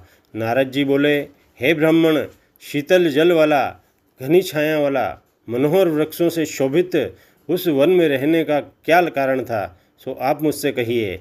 श्री नारायण जी कहने लगे, हे नारद, जब श्री रामचंद्र जी ने समुद्र में पुल बांधकर रावण का वध कर दिया तो रावण के मारे जाने से ब्रह्मा, शिव, इंद्रादि सब देवताओं ने प्रसन्न होकर श्री रामचंद्र जी को वर मांगने के लिए कहा। तो उस समय रामचंद्र जी ने कहा, हे देवताओं, यहाँ पर जो शूरवीर वानर राक्षसों के हाथ मारे गए हैं उनको शीघ्र जीवित कर दो। इतना सुनते ही देवताओं ने अमृत की वर्षा करके सब वानरों को जीवित कर दिया। जीवित होकर सारे वानर जय जयकार कर उठे। फिर श्री रामचंद्र जी विमान में बैठकर चारों ओर खड़े हुए वानरों को कहने लगे, जहाँ जहाँ पर मेरे बहुत काल तक जीने वाले वानर बसेंगे वहाँ वहाँ पर पुष्प फल वाले वृक्ष हो जाएंगे, नदी मीठे जल वाली हो जाएगी, शीतल सुंदर सरोवर होंगे। मेरी आज्ञा से तुम सब जाओ, तुमको कोई नहीं रोकेगा। हे नारद, फिर वह वानर पर्वत जैसा चढ़कर बहुत सी भूख और प्यास से युक्त होकर लोभी हो वन में विचरने लगा। जन्म से ही उसके मुख में पित्त की पीड़ा थी। उस पीड़ा से रात दिन उसके मुख से रुधिर बहता था और वह अत्यंत पीड़ा युक्त होकर कुछ भी नहीं कहा पाता था। वह वानर चपलतावश श्रेष्ठ फलों को तोड़ता और मुख के निकट ले जाकर बहुत से फलों को नीचे धरती पर फेंक देता था। इस प्रकार नित्य प्रति निराहार रहते हुए देवयोग से पुरुषोत्तम मास आ गया। उस मास में भी वह उसी तरह शीत वायु आदि से पीड़ित रहा। कोई समय कृष्ण पक्ष में घन वन में विचरता हुआ वह प्यासा अमृत जैसे कुंड के जल को पीने को समर्थ नहीं हुआ, परंतु भूख से व्याकुल होकर भी चपलतावश वृक्ष के ऊपर चढ़ गया। एक वृक्ष से दूसरे वृक्ष पर जाता हुआ कुंड में गिर गया और 5 दिन बाद मृत्यु को प्राप्त हुआ। तभी एक विमान वहाँ पर आया जो नाचती हुई अप्सराओं और सुंदर गाते हुए गंधर्व किन्नरों से सुशोभित था। इस प्रकार सुंदर शरीर को धारण कर वह महाभागी वानर अपने शरीर को देखकर अत्यंत आश्चर्य को प्राप्त हुआ और कहने लगा कि मुझ महापापी को यह विमान का सुख जो अत्यंत पुण्य वालों के लिए नियुक्त है कैसे मिला। मैंने तो कभी कोई सुकृत्य कार्य किया ही नहीं जिससे कि मैं हरि के स्थान को प्राप्त हो जाऊं। 28वां अध्याय समाप्त। 29वां अध्याय। महर्षि बोले, उस कदर्य के ऐसे वचन सुनकर दूत कहने लगे, क्या तुमने बड़ा भारी कार्य नहीं किया है? हे प्रभो, सब से उत्तम मास कैसे नहीं जाना जो कि पुरुषोत्तम मास के नाम से जाना जाता है। पुरुषोत्तम मास भगवान विष्णु का प्रिय मास है और महापवित्र है। उसमें तुमने ऐसा तप किया है जो देवताओं को भी प्राप्त नहीं हो सकता। हे महाराज, वन में बंदर के देह में तुमने इसका प्रभाव नहीं जाना। अनजान में मुख के रोग से तुम्हारा निराहार व्रत हो गया। तुमने बंदरपन की चपलता से वृक्ष से फल तोड़कर पृथ्वी पर फेंक दिए। उनसे दूसरे मनुष्य तृप्त हो गए और अंदर के बड़े भारी दुख से पानी भी नहीं पिया। इसीलिए तुम्हारे से अनजाने में बड़ा भारी तप हो गया और फलों के गिराने से परोपकार भी हो गया। तीर्थ में 5 दिन गोते खाने से अर्थात तीर्थ के जल में 5 दिन तक तुम पड़े रहे। इसी से पुरुषोत्तम मास में तुम्हारा स्नान का फल भी हो गया। इस प्रकार तुम जैसे महापापी और रोगी का अनजाने में बहुत बड़ा महान तप हो गया, सो यह सब फल सफल हो गया। श्री नारायण जी बोले, इस प्रकार कहे हुए अपने भाग्य को सुनकर वह गोलोक को जाकर निवास करने लगा और देव की शरण में गया। श्री नारायण जी बोले, इस आश्चर्य को देखकर सब देवता चकित हो गए और पुरुषोत्तम की बड़ाई करते हुए सब अपने अपने स्थानों को चले गए। नारद जी कहने लगे, हे तपोधने, आपने दिन में प्रथम भाग का कृत्य कहा, पिछले भाग का कृत्य कैसे करना चाहिए, कृपा करके यह भी बतलाइए। श्री नारायण जी बोले, प्रातःकाल का कर्म विधि से समाप्त कर फिर मध्याह्न काल की संध्या कर तिलों से तर्पण करें। अतिथि के लिए द्वार पर देखें। जो अतिथि भाग्य से गो के धोने के समय आ जावे तो उसकी पूजा करें। अत्यंत भक्ति से यथाशक्ति अन्नादि से उसको संतुष्ट करें। भगवान यमराज कहते हैं कि फिर पूर्व की तरफ मुख करके मौन होकर शुद्ध सुंदर पात्र में अन्न की सराहना करता हुआ भोजन करें। पहले स्वाहा के अंत में ओमकार का उच्चारण कर घी से लपेटे हुए 5 ग्रासों को बिना दांत लगाए जीवा से निगल जाए। फिर मन लगाकर पहले मीठा भोजन खाएं। ब्राह्मण शास्त्र विरुद्ध अभक्ष्य भोज्यादि पदार्थों को न खाएं। सूखा बासी भोजन भी अभक्ष्य कहा जाता है। भोजन पर बैठकर श्रेष्ठ मार्ग का विरोध न करें। श्रेष्ठ शास्त्र के आश्रय से परब्रह्म श्री कृष्ण का विचार कर फिर बुद्धिमान पुरुष सर्वत्र आजीविका न हो तो भी एकाग्र मन होकर 2 घड़ी आत्मविद्या का श्रवण करें। फिर यथेष्ट अपना काम अर्थात आजीविका करें और संपूर्ण सिद्धियों के देने वाले श्री कृष्णचंद्र का मन में ध्यान करें। सूर्य के अस्त होने पर तीर्थ अथवा घर पर जाकर पैर धोकर सायंकाल की संध्या करें। सायंकाल की संध्या करके अग्नि को आहुति देकर अनुचरों सहित सहगामियों सहित अल्प भोजन पर बैठ जाएं। भोजन कर तकिया आदि कोमल शैया पर जावें। गृहस्थी पुरुष सदैव भली प्रकार से गृहस्थ कर्मों को करें। हिंसा नहीं करनी चाहिए, सत्य बोलना चाहिए, सब प्राणियों की रक्षा और उन पर दया करनी चाहिए, शांत रहना चाहिए, धैर्य धारण करना चाहिए और शक्ति के अनुसार दान पूजा पाठ धर्म कार्य आदि करते रहना चाहिए। यह सब गृहस्थियों के लिए धर्म कहे गए हैं, सो उन्हें इसका अनुसरण कर देव गति को प्राप्त होना चाहिए। 29वां अध्याय समाप्त। 30वां अध्याय। नारद जी बोले, हे तपोनिधे, आपने पहले पतिव्रता स्त्री की स्तुति की, अब कृपा करके उसके सब लक्षणों को संक्षेप में वर्णन कीजिए। सूत जी महाराज कहने लगे, हे ब्राह्मण, नारद जी के इस प्रकार पूछने पर श्री सत्यनारायण भगवान बोले, हे नारद, सुनो, मैं पतिव्रता स्त्रियों के उत्तम लक्षण कहता हूँ। पति चाहे कुरूप हो या स्वरूप, चाहे श्रेष्ठ स्वभाव वाला हो या रोग युक्त हो या पिशाच प्रवृत्ति का हो, क्रोधी हो या मद्य पीने वाला हो अर्थात मदिरा पीने वाला हो, वृद्ध हो या मूर्ख हो, गूंगा हो या अंधा हो, बहरा हो, भयंकर हो, तो भी पति के मन को आनंद देवें। सास ससुर विशेष करके अपने पति की भक्ति करें, धर्म के कार्यों में अनुकूल रहें और द्रव्य का संचय करें अर्थात धन का संचय करें। जो सदैव घर के काम धंधे में समर्थ हो, आसन भोजन दान सम्मान मधुर भाषण, इनमें हमेशा घर की मुख्य स्त्री को चतुर रहना चाहिए। घर के खर्च के लिए स्वामी ने जो द्रव्य दिया हो उसी से घर के खर्च को चलाना चाहिए तथा अपनी बुद्धि से कुछ धन संचय भी कर लेना चाहिए अर्थात बचा लेना चाहिए। दान के लिए दिए हुए द्रव्य को छुपाकर अपने पास ही नहीं रख लेना चाहिए। भर्ता अर्थात पति की आज्ञा के बिना अपने बांधवों को कुछ भी धन नहीं देना चाहिए। दूसरे से कुछ भी बोलना नहीं चाहिए। संतोष रखना चाहिए, धैर्य रखना चाहिए। यह सब पतिव्रता स्त्री के लक्षण हैं। श्री नारायण जी कहने लगे, हे नारद, सब लोकों में और देवताओं में पति के बराबर कोई भी देवता नहीं है।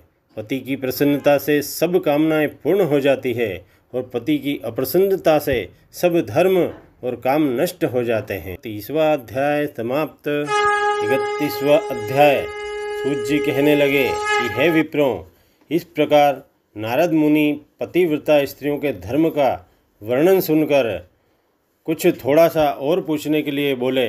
नारद कहने लगे, हे बद्रीपते, आपने सब दानों से उत्तम कांसी का संपुट कहा, सो इसका कारण विस्तार पूर्वक मुझसे कहिए। श्री नारायण जी बोले, हे ब्राह्मण, इस व्रत को पहले एक बार श्री पार्वती जी ने किया था। उस समय श्री पार्वती जी ने श्री महादेव जी से पूछा था, कौन सा उत्तम दान देना चाहिए जिससे मेरा पुरुषोत्तम का व्रत संपूर्ण हो जाए। श्री महादेव जी बोले, कांसी का संपुट 30 मालपुए भरकर 7 धागे से लपेटकर विधिपूर्वक व्रत करें और व्रत की संपूर्णता के लिए विद्वान ब्राह्मण को देवें। ऐश्वर्य हो तो ऐसे 30 दे देवें। इस प्रकार महादेव जी के उपकार करने वाले सुंदर वचन सुनकर सब लोगों का हित चाहने वाले श्री पार्वती जी प्रसन्न होकर विद्वान ब्राह्मणों को 30 संपुट देकर अत्यंत आनंद को प्राप्त हुई। सूत जी कहने लगे कि हे विप्रों, इस प्रकार श्री नारायण जी के अमृत समान वचन सुनकर श्री नारद जी अत्यंत तृप्त होकर बारंबार नमस्कार कर फिर बोले, पुरुषोत्तम मास सब साधनों में श्रेष्ठ है। मैंने सब महात्म्य सुनकर ऐसा ही निश्चय किया है, जिसके सुनने मात्र से भी भक्ति से मनुष्यों के महापाप का नाश हो जाता है। यदि श्रद्धा और विधि से किया जाए तब तो कहना ही क्या, मेरी बुद्धि से ऐसा ही प्रतीत होता है।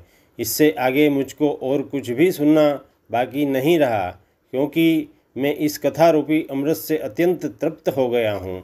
इस प्रकार वह सूत जी ब्राह्मणों का आशीर्वाद लेकर सब ब्राह्मणों की प्रदक्षिणा कर नमस्कार करके अपना कृत्य करने के लिए आगे तीर्थाटन को चले गए और गंगा जी के किनारे डेरा डाल दिया। और नैमिषारण्य में रहने वाले मुनि आपस में विचारने लगे कि इस पुरुषोत्तम मास का महात्म्य अत्यंत श्रेष्ठ और प्राचीन है, भक्तजनों को मनवांछित फल देने में कल्पवृक्ष के समान है, अतएव लोक कल्याण के लिए इसे अवश्य ही करना चाहिए। इति श्री पुरुषोत्तम मास महात्म्य 31वां अध्याय समाप्त। इति संपूर्ण पुरुषोत्तम महात्म्य समाप्त।